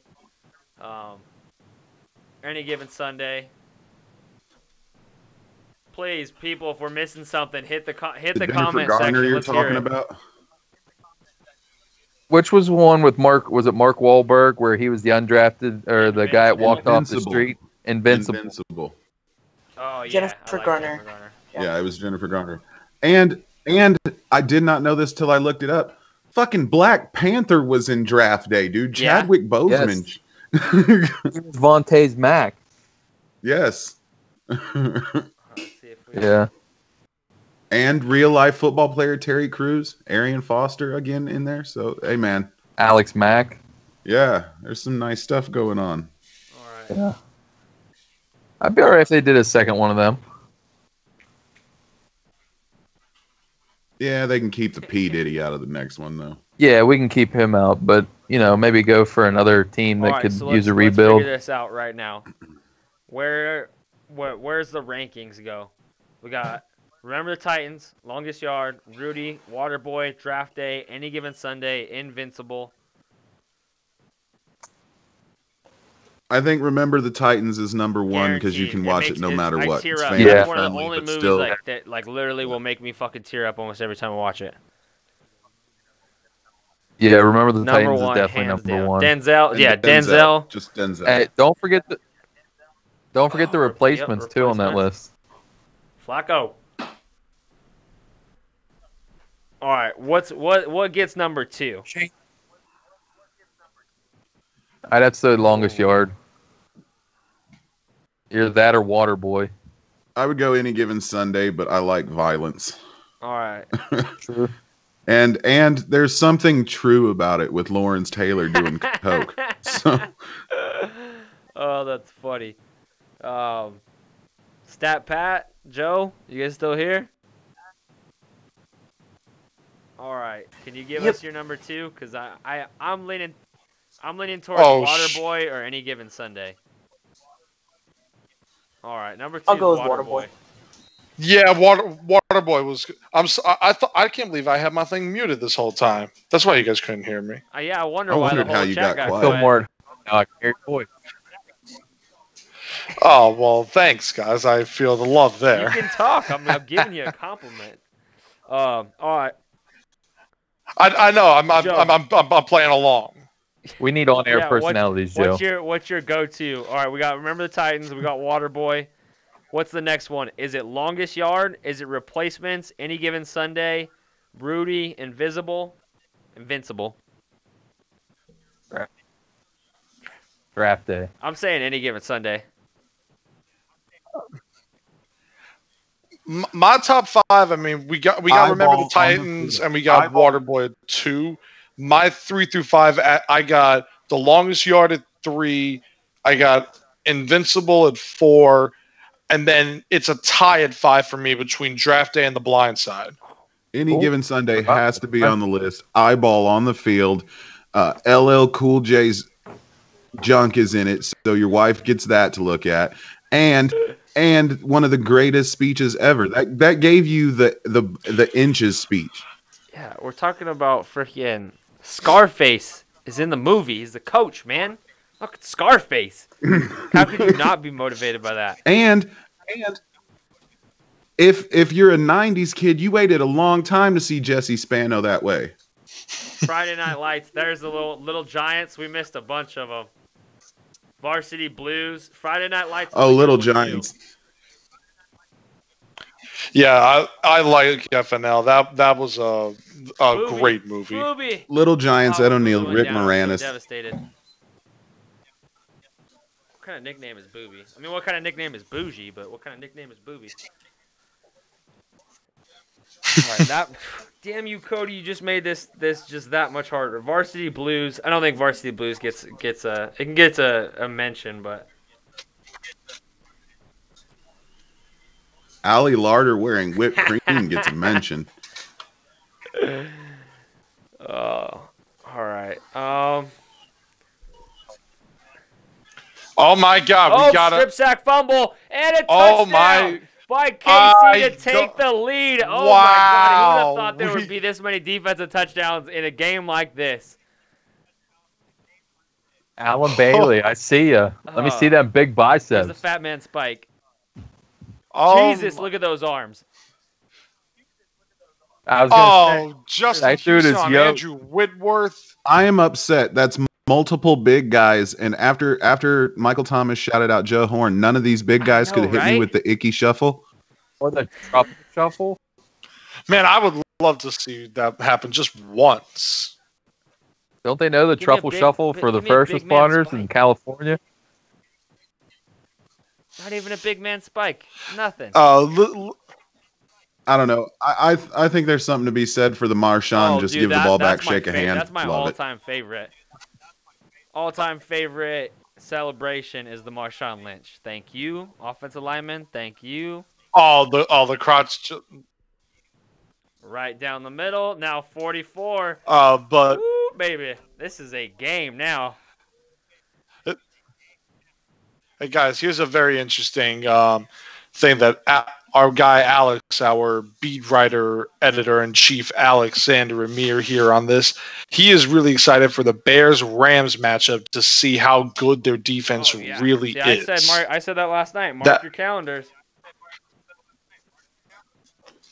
Yeah, that was my thing is because I didn't see it live. I was busy doing a last-minute project for college because I may be a broke college student, but I'm also a lazy college student who waits till the last minute to do anything. But I was then I look at it and I'm like, did he really just go after a lineman and put him down in the ground with one arm? Oh, are you talking about Khalil Mack? What he did to that left tackle, that was dirty. And he's done that all season long. That's what I'm saying. He is at whatever weight he is, I've never seen somebody so strong. And it has to do with the fact that he already gets them off access with his speed, but his speed to power ratio is probably the greatest I've ever seen by anybody off the edge. I know Lawrence Taylor was like nearly the same size and did damn near the same thing, but I think he does get that Lawrence Taylor comparison after that. It's just that good. And to think about, he was such a low recruit coming into college. Buffalo. He had to go to Buffalo. That's ridiculous. At least he didn't get drafted by the Bills Mafia. That would have been a career killer. Beautiful for the Mafia. The Mafia deserved that.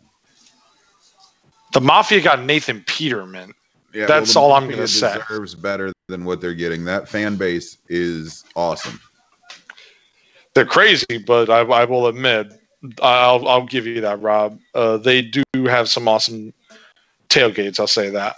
All right, I'm going to Blitzalytics, seeing how we're only getting Cody Manning tuning in. So if any fans, we need top 5 movie votes or football movie votes during this crazy game. Josh Reynolds again for another 15 to 20. Look at him showing his man strength against Steven Nelson. Try to run over him. See, he's packed on some muscle because he was a twig coming out of college. He felt like he was Alan Bailey there trying to run over somebody. A year ago.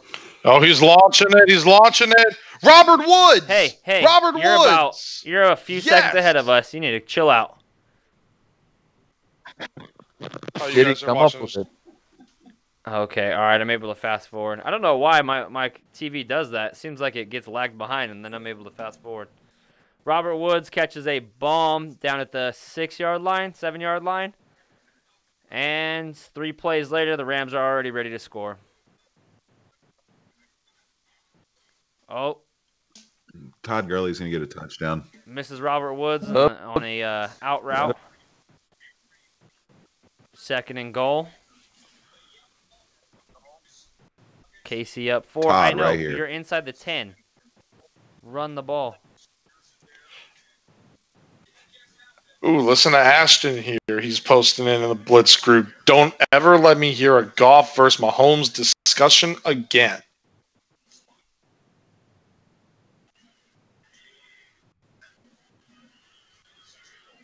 Yeah, McVay needs to stop being so exotic and just pound the football here. Oh, Rams looking for a flag. No flag. Goff misses receiver again. That one's a close one. Well, they've called so many tic-tac calls. I don't even know about tic. I was going to say, that could have been a holding call even at the top of the stem. All right, I think Nick may be trying to clickbait some folks in Slack talking about who cares Baker's better than both Goff and Mahomes. Nick, you are definitely a troll. Some of the things you have to say. Red zone for Jared Goff, 5 of 13.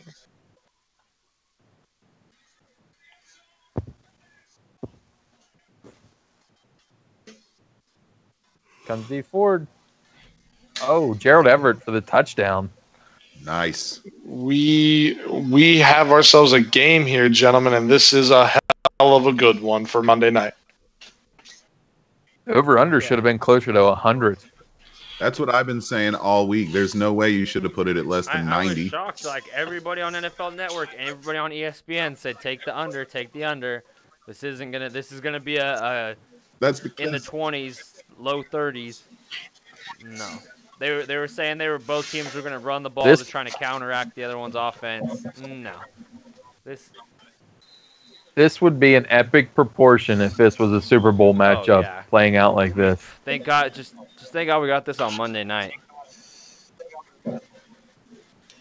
We kind of had a minor preview of that in last year's Super Bowl. Offensive juggernaut that came down to the GOAT quarterback making one critical mistake, which was that fumble, even though it was his line that let Brandon Graham get Foles through. didn't make a mistake. I assume that's what you mean by GOAT. That Pat coming in here saying, how dare you? I mean, you got to remember, though, I mean, there's two types of GOATs. There's the Brady GOAT, and then there's GOAT James. The one you milk and the one you don't. All right, now that we're at commercial, let's finish up this top 5. Who's voting any given Sunday? Who's voting replacements? Who's voting longest yard for 3? I'm voting. I got longest yard. Sunday. I got any given Sunday too, so it's on Pat to decide. I gotta say longest yard. Any given Sunday's 4 then. You people have no respect for Willie Beeman, and he was corn creaming. He gave you the worst rap song ever. Look, well, what can I say, Rob? I'm a sucker for the great Khali playing football. I'm a sucker for Bill Goldberg. I just want to hurt him, not kill him. The sledgehammer? Yep. That movie was funny. That movie and was Kevin great, Nash but, whenever he's taken. I mean, I do love Adam Sandler. That's what's killing me is that I don't know how Adam Sandler can make this list for 2 and 3. Because Romanowski headbutting people, headbutting lockers. Estrogen. Before he made, yeah. What was that horrible movie he made where he was the twin sister as well? It's been bad lately. Jack and Jill. Like ever since Jack and Jill, he hasn't done anything worth your time. I don't think he's done anything worth your time. Just saying that. Like, I'll give you the first. What was it? Grown Ups. Grown Ups was pretty good. Grown Ups. Grown Ups 1. Grown Ups 1 was good. I mean, I liked him with Kevin James and I now pronounce you Chuck and Larry. How about Ridiculous 6 that one was on Netflix? Funny. Ooh, that one. It was so funny. Was a good one. Have you guys seen his Netflix special? Refresh my memory. Was that? Yeah, it's a Netflix special. He's doing all the singing. Oh, that reminds me of like way back in the early '90s. I loved his cassette tapes. So, just saying, Adam Sandler, shout out to you if you're listening. We'd love to have you on. Refresh my memory though. What was the Ridiculous 6? That wasn't the one where he had. Oh no, I'm thinking of the Do-Over that he had, where him and the guy were like they faked the death and like lived in luxury on an island. Ridiculous 6 was his dad had 6 different kids, like 6 different women, and like he has a brother. Terry Crews is his brother, and Rob Schneider's his brother, and Taylor Lautner's playing like a hillbilly. Got a couple fun stats. First from Cody. Got it off the ESPN Stats and Info tweet. This is now the most combined points in any game this season, second most in the Monday Night Football history. And then Alexander Amir went ahead and furthered that point. It's the highest scoring game in the Super Bowl era's 106, so we're only 2 touchdowns and a 2-point conversion from that too. Nice work by Cody and Alex there. You guys actually think we could reach that in 9.5 They're scoring like minutes? in a minute and a half. Without segments, question, so I think we could. 3 touchdown drives of 4 plays or fewer for the Chiefs offense tonight. Ridiculous. See, that's That's what I meant earlier. Well, you can't game plan that. They're just gonna break plays open. It feels like we're watching a real life game of That's Madden. exactly right what this is. This is real life Madden. I miss John Madden, the stupid shitty. Whoever scores the most John is gonna Madden. win this game. Legend. I love John Madden. I'm just saying, before Al Michaels retires, for they need one to bring game? him back so they can do that'd be one so podcast cool. together. Oh, that would. I used to feel so bad for Pat Summerall having to rein him in. Very true. Very true. I just want to hear more 24 quotes points about Brett Favre. What was that, Pat? Repeat that. There's been 24 points off turnovers this game. I think Damn. 14 of them directly off, like on the same play. Oh, Travis Kelce with a drop. I don't ever see Travis Kelce drop the ball. 4th and 3. Oh, that could be very, very costly. Do you think No, Kansas the City Steelers goes are for on it here? their own side of the field. If they were on the opposite 30, then yeah, I think they might go for it. Yeah. Or like under 4 minutes. Oh, Kelce. Travis Kelce. It's my fantasy team, bruh. Killing me, Smalls. Kill me, Smalls. All right, so... Hell of a good movie right there. Oh, dude. The Sandlot. I wear my Sandlot shirt all the time. It's like my favorite shirt.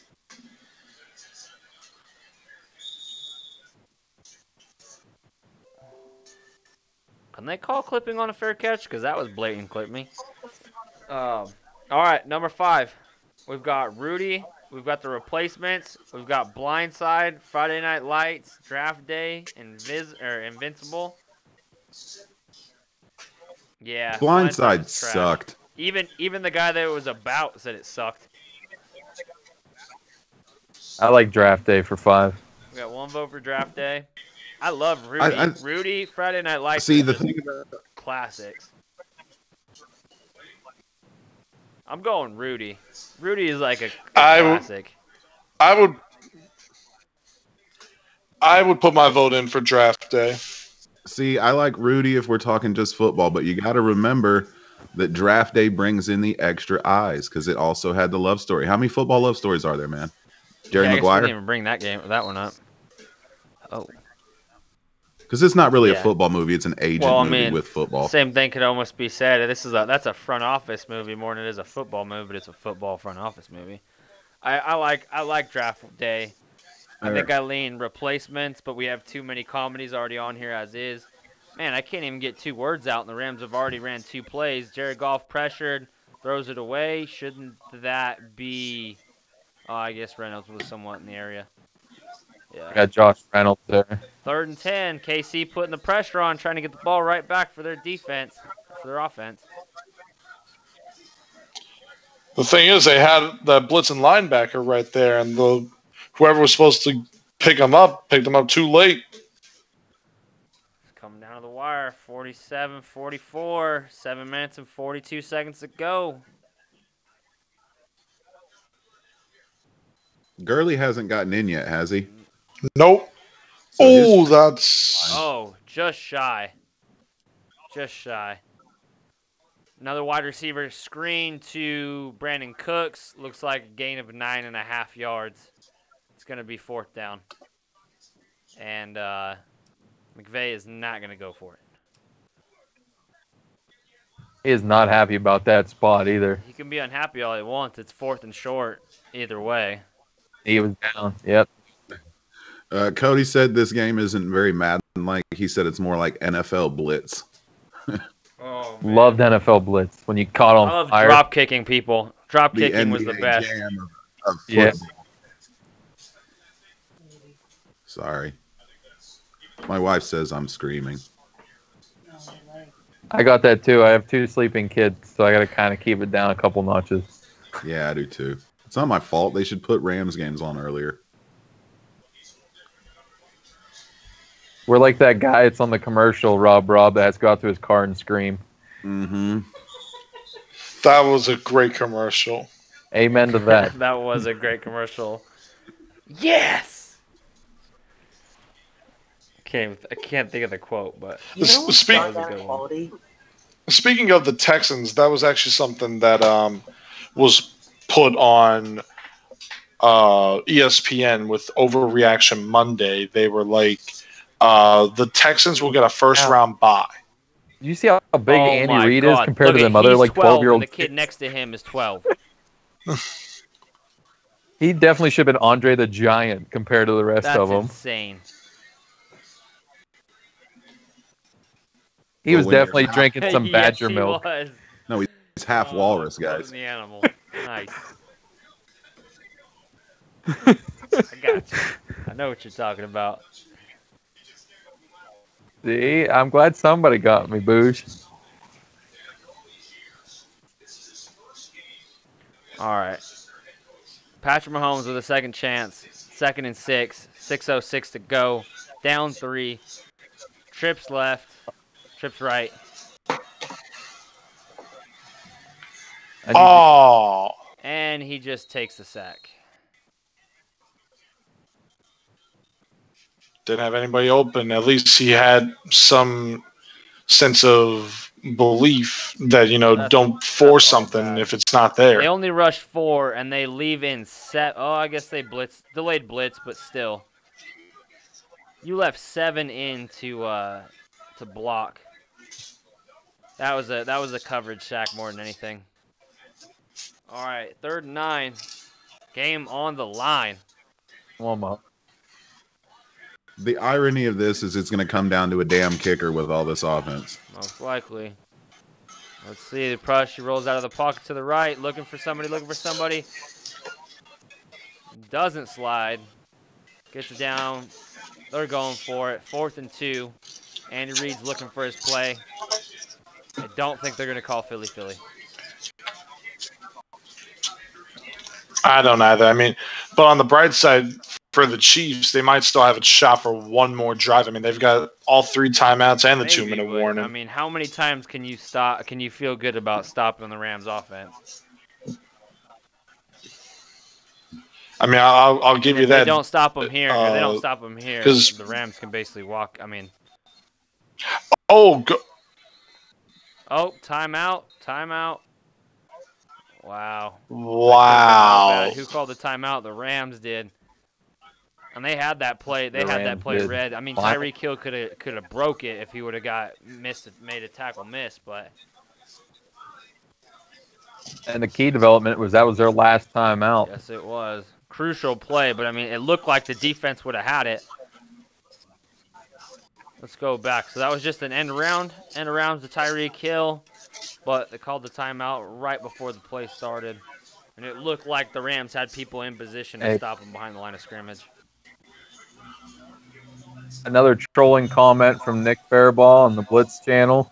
He says, Samson Ebukam has as many touchdowns tonight as the Buffalo Bills had in October. Oh, that's hilarious. Oh, that's good. When I agree with this trolling, I think it's hilarious. Guess that's what makes him a good troll. Aaron Donald. Bringing the pressure. First down for Travis Kelce and then some. Yep. That's your boy right there, Jack. Money in the majors. Calling that now. Definitely helps. It's basically like I've redeemed that drop on 3rd down. My $200 buy, almost covered my $200 buy-in with these weekly wins. So I'm definitely not winning the whole thing.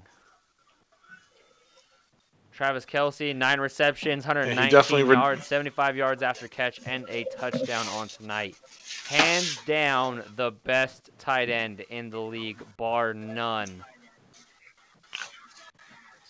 Oh, tripped up. Nice 95, good play because that might have been a first down run if he didn't trip him up. More than that. Patrick Mahomes drops back, doesn't see anything, decides to take off running early and gets tripped up by his foot. If not, he's got quite a bit of running room to at least get a first down, if not more. 2nd and 8, 3:17 to go. They are on the 36 and a 38-yard line. Oh, another first down play. Robinson. Nice catch by swing DeMarcus pass Robinson. Out to the left. Mahomes is over 400 yards in this game now. 425 with 5 touchdowns and 1 interception. I think it's time to run the annexation of Puerto Rico. Took the words right out of my mouth, Rob.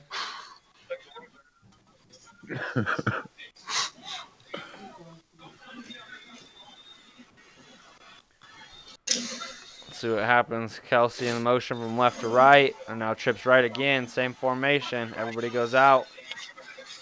And completion and a flag on the play. Demetrius Harris.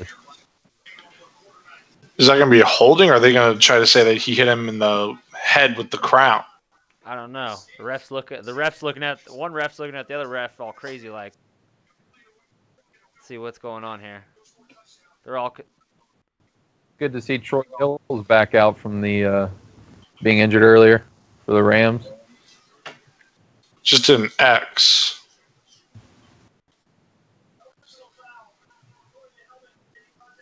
Wow, they're calling that a helmet to helmet.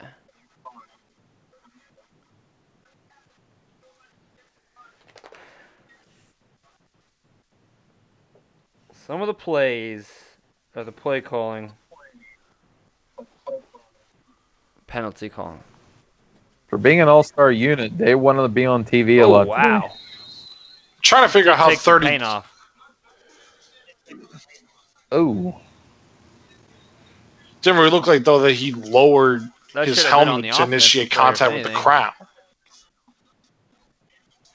I think they're trying to call it on anybody that ducks their head, though. It isn't Oh. heads up. Touchdown, Conley. Nice pick play by Kelsey Yeah. in between there to get him Teams are open. getting really good at those pick routes. Playing that basketball screen, like just barely getting his way is all you got to do. It's more than enough to slow him down. Let's see the replay on this. Trips left. They've been running this same formation all night long. Trips to one side, tight end with his hand down on the other. And they just got that collided there. That was a blatant pick play, though. That was an ugly high school dance move there. But now Alexander going after the Super Bowl area score 106.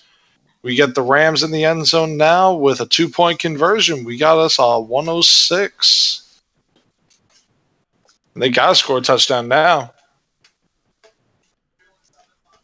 I think the MVP of this game is Sean McVay's facial expressions.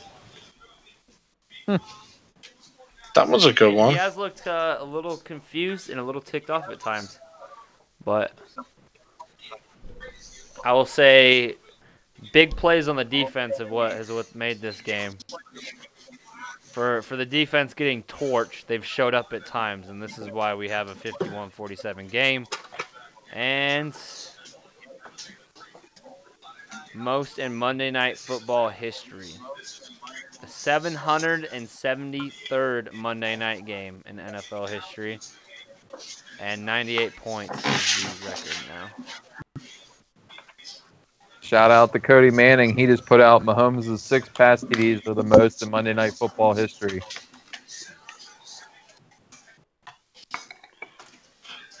I've just got to look at it real quick on ESPN, this game summary, because I'm curious, how many total yards are in this game right now?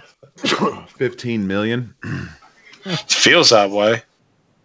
Total yards, the Chiefs have gone 506 yards on 61 total plays. The Rams have 377 on 65. The Rams have had the plays. 3 turnovers. All 3 turnovers did were you on say their the own Chiefs side of the ball. Yeah, 506, 377. How many teams this week had less than the Chiefs? or less than Patty Mahomes passing yards. Well, I there mean. hasn't been much running yards at all. I think that's all Patrick Mahomes, to be honest. Actually, now it's scaring me. Let me see where the Patrick Mahomes owner is in that league.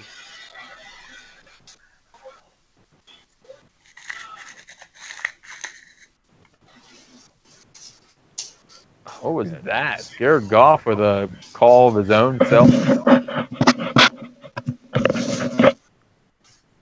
It's probably not for. It's probably for the best to get that clock rolling, though. They don't want to score. They're gonna score if they're gonna score fast. They don't want too much time left on the clock. More fun facts Oh, almost. from Cody Manning in the Slack chat. Had you invested $5,000 in Jimmy Garoppolo rookie cards this offseason, you would now be sitting on $2,000 worth of cards. If you invested $5,000 in Patrick Mahomes rookie, you now have $25,000 worth of cards. That was a gimme pick. Game sealing. Orlando Scandrick. Game-winning pick by Orlando Scandrick, who's actually been able to stay on the field. Surprising for an old dinosaur. And usually what happens on the very next play, yep, there it is. You're a few seconds ahead. Knock it off. I say, if you're ahead, Joe, you got to be the play-by-play guy. See, I'm not really trying to do that. I mean, if I'm a few seconds ahead. That's my favorite comment from anybody. Yeah, see, I'm not really trying to do that. I just want to make the oohs and ah noises. Ooh, ooh, ooh. That's not good radio. I mean, that's not good radio. I mean, I'm a guest on this right now. It's not my show. You're leaving our viewers hanging. You're leaving our viewers hanging right now, Joe. He's giving you the old Baba Booey sidekick routine. I mean, I'm not trying to spoil anything. I'm literally I'm a guest on this show. I'm not the host. That's what you and Jack are, Rob. I'm literally a guest on the show. No host to this thing, man. There's no game. There's no script. Yeah, there's no hosting. There's Rob making the awesome graphics and me trying to keep score. That's it. No rules. It's game time talk. Presented by Blitzalytics.com. Where scouting meets analytics, and you meet the newest crop of off-field talent.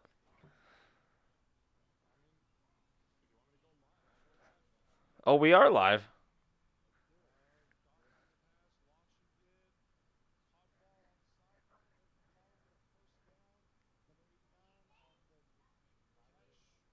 Yeah. All right.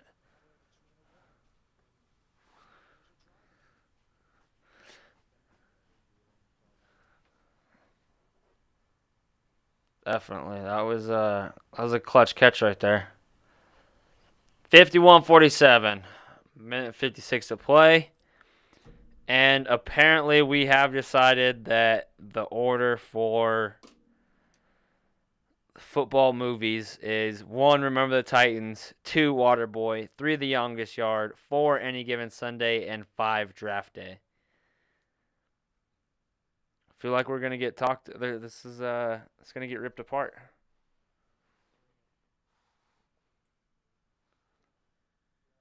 Let's see if we got any YouTube comments currently.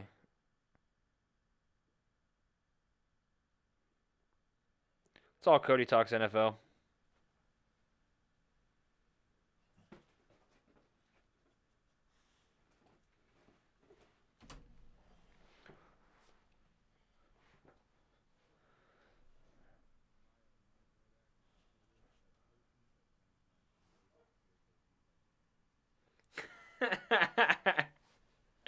Why has everybody got to rip on the Bills so much? Why are they got to be so mean to the Bills?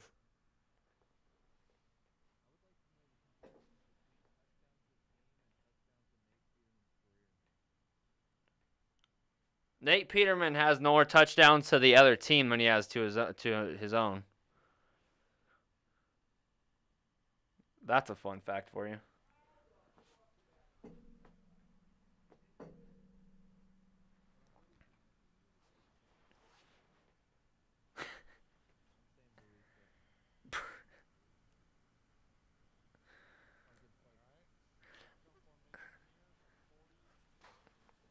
I think he's been making Mai Tais on a beach in some foreign country because Hilton.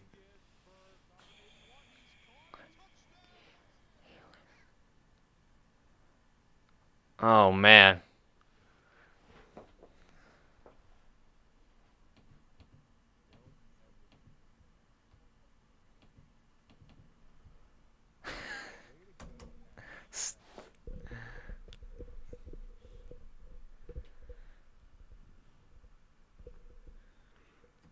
Too much time left on the clock.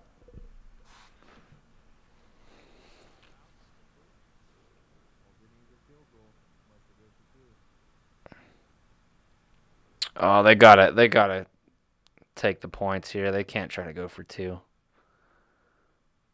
Does that mean this game could possibly go to overtime? Whew. I know. How early do you guys have to be up in the morning? Yikes.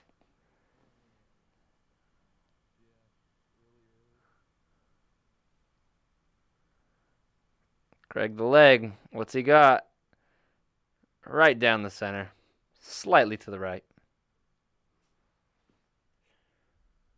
I was waiting for that one.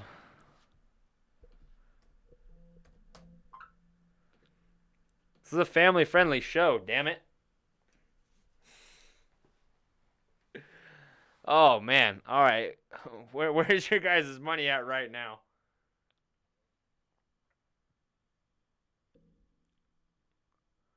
I don't know. I mean, every drive there's been a score. So either the Rams are going to score again on defense or KC's going to win this game. Or KC's going to do what they did against the Patriots and put up a score instantly and then allow the Rams still to have some time left on the clock.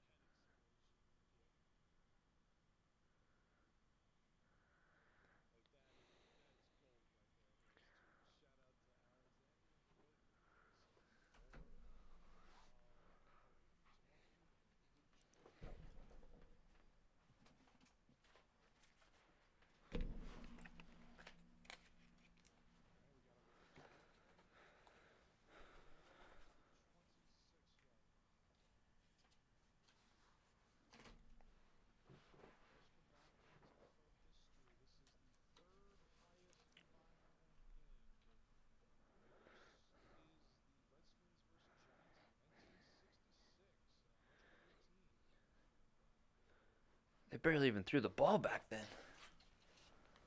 Must have been some terrible defenses.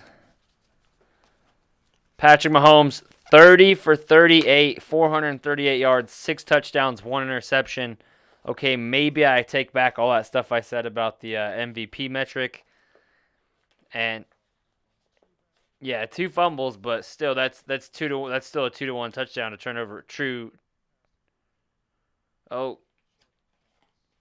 Missed him.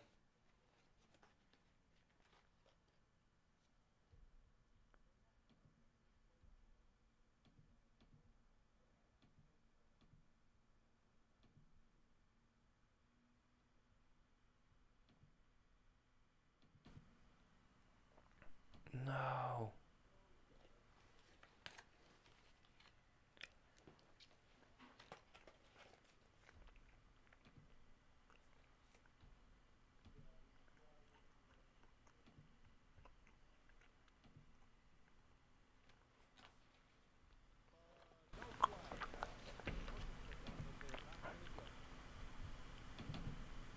All right, we had a slight error here. Let me see if I can get everything back to normal.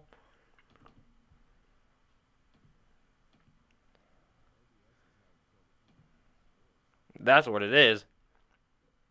All right, talk for me, guys. Uh-oh.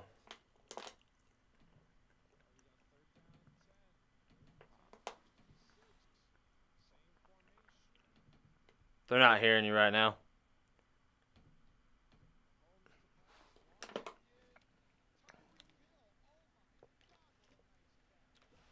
Oh, what a catch by Tyreek Hill. Tip toe, toe drag swag. 50-50 ball.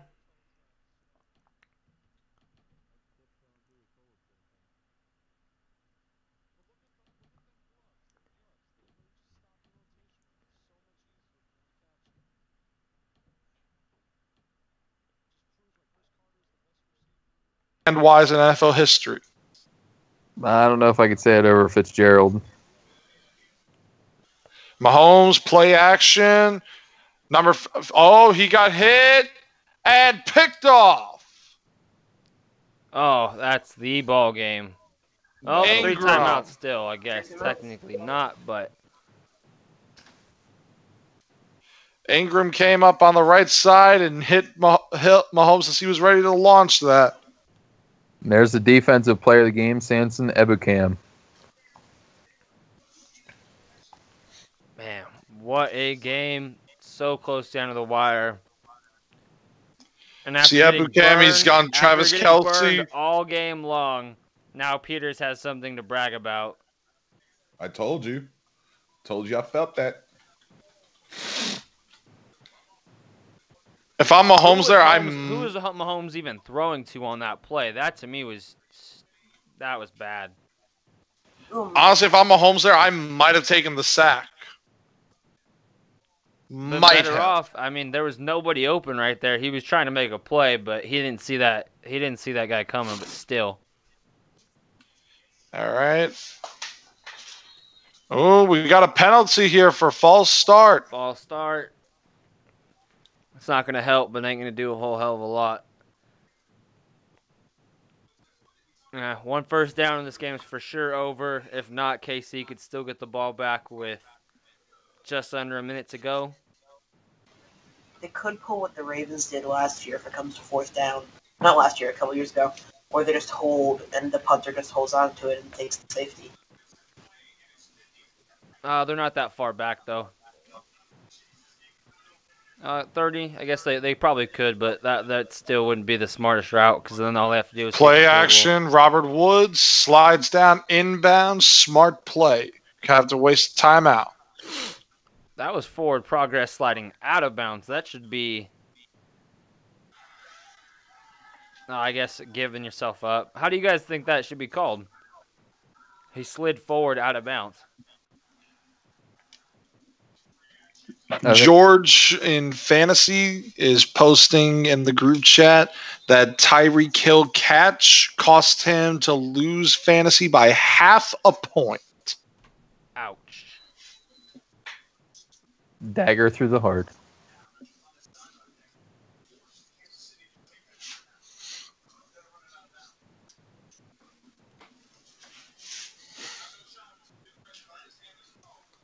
And, oh, no, play fake. Got Higbee, and it was deflected. Wow, why are they passing the ball right now? They're just asking for the Chiefs to come back. They really are. They are His giving. name is Todd Gurley. There has to be something wrong with Todd Gurley or something. But then, if you think about it, you look at that Higbee right there. He probably, if they catch it, he probably could have maybe gotten the first down to ice the game. Yeah. I get it. It's just being overly aggressive when you have Todd Gurley. Like, how many rushes does Todd Gurley have tonight? One moment.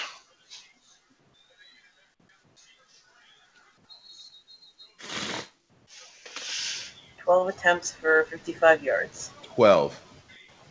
Along with 3 receptions. And the Chiefs are going to get the ball back with a minute over 4 and the timeout.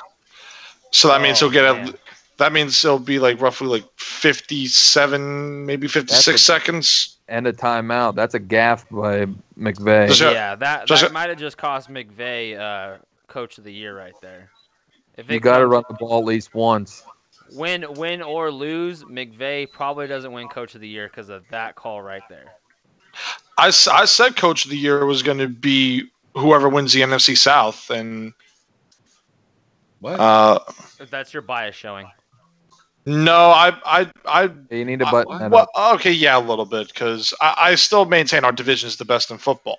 I thought you were going to say Dan Quinn was your Coach of the Year. Are you absolutely kidding me? After that gaffe that he made? Whoa. Fielding the ball inside the end zone. That was terrible. Never mind, it's the cheetah. That's a late hit. But they're not going to give it to him. Oh. Easy, Hill. Easy, Hill. Just took That's a a swing ball. at him. 50 seconds and Johnny Hecker. 85 yards to go. Dude, just let the ball go out of... Oh, he didn't... He had his eyes on the ball. Tyreek Hill on the punt return had his eyes on the ball, was trying to locate it, running back, and then touch the end zone. He didn't know where he was at. 1st and 10 from the 12. 3 wideouts to the right. Kelsey down low. Shotgun formation. 4-man rush. Mahomes to throw. Kelsey incomplete. Man, you're a whole play ahead. Oh, that's Kelsey's 3rd drop on tonight. That is bad. In hindsight, that one was low, so you can give him... Although those catches have been low, but they've hit him in the hands, and it's Travis Kelce. True. If they hit you in the hands, that's my belief. You get hit in the hands, you can make a play on it. Yeah. And a lot of receivers agree. That's what all of our dads told us as they repeated what they heard from Jerry Rice. Mahomes to throw. Kelsey to the 20. They gotta hurry. 3rd down. They're not taking the timeout, and they're not rushing they're not getting to the line very fast. Got to rush with that much yardage to make Mahomes to Conley, and they're using their final timeout. This is all bad. They're just guarding the Rams are guarding the sideline, not allow for anything on the outside. They need to go for big plays now. Now that they have the 1st down, it's got to be a big play down the center of the field. Minnesota Miracle right here. Those only happen once every 20 years. I don't think so. 6 touchdowns to 2 interceptions. And both quarterbacks had 2 fumbles. Both quarterbacks got 2 fumbles, but I don't know. Can you really blame both of those on Patty? That's just Aaron Donald, the beast mode coming. Yeah. He is the best interior defensive player in football. Their interior offensive line is not a strong suit. Mahomes to throw. Avoids a sack. Launches it. And it's intercepted. Game. LaMarcus Joyner with the pick. Another one. All bad. All right. Now I go back on what I said. He's definitely not. He's going to be way down in the MVP rating after this. A lot of yards, but. Yeah, Drew Brees just sent. Big win for the Rams, especially after McVay botched those 3 plays at the end. Yeah, Drew Brees has definitely taken a front run now in the MVP race. 54 to 51. Wow. What a game. Who's the AFC West beat writer again? Not too sure, but they're going to be up late. Yeah, because this was a hell of a game, and they are going to... Whoever that is... write about. They might need more than 5 sentences each. Or you just keep it out. Shootout of epic proportions. Lots of big plays on defense. Oh, Peter's giving Andy Reid a big old hug. How cute. He ain't giving that hug to Sean Payton. All right, that's been Game Time Talk presented by Blitzalytics.com. It's been real and it's been fun, but it's been long, guys. Very long. Everybody, the rest of you guys are all pretty much on East Coast or an hour from it. So we'll wrap this on up. Any final thoughts? The Rams are great. That was a hell of a game. What a way for week 11 to come to a close. And now to all of our viewers from Blitzalytics, we wish you all a happy and safe Thanksgiving. Enjoy food, family, and football. The 3 Fs. Amen. I can think of a 4th one. What's the 4th one? Don't worry. I'll about tell it. you in a private chat because this is as Jack told me, a family friendly. It was a joke, but yeah, let's leave that one off. All right, quick question. Is the NFC Championship that's going to be versus the Rams and the Saints the real Super Bowl this year? Truth. Either that or we just watched it. One of the two. Yep. I mean, if this is the real Super Bowl, then they'll see each other in the Super Bowl. So that means it Well, will that's be what the. I'm in a preview of the All right. Super Bowl. All right, guys. Real quick shout out to everybody affected by the fires back home in California. To all my friends who lost their homes, which is in the double digits now. If any of you guys would like to jump on, they have GoFundMe's and they have crowd funds everywhere. Hashtag Campfire. One down south as well, where LA is at. Go to Red Cross. Please donate. That's all I got. At me at Jack Bourgeois, at Preacher Boy Roy. Did I get that right this time? Yes, you did, sir. All right. At what's your new one, Rob? Rob, I didn't even get you on here. Rob Graphics. Pat, what's your Twitter I handle? think Pat ditched us, Jack. Oh, well, it should be Stat Pat, so we're gonna make him change that, or Pat the Stat.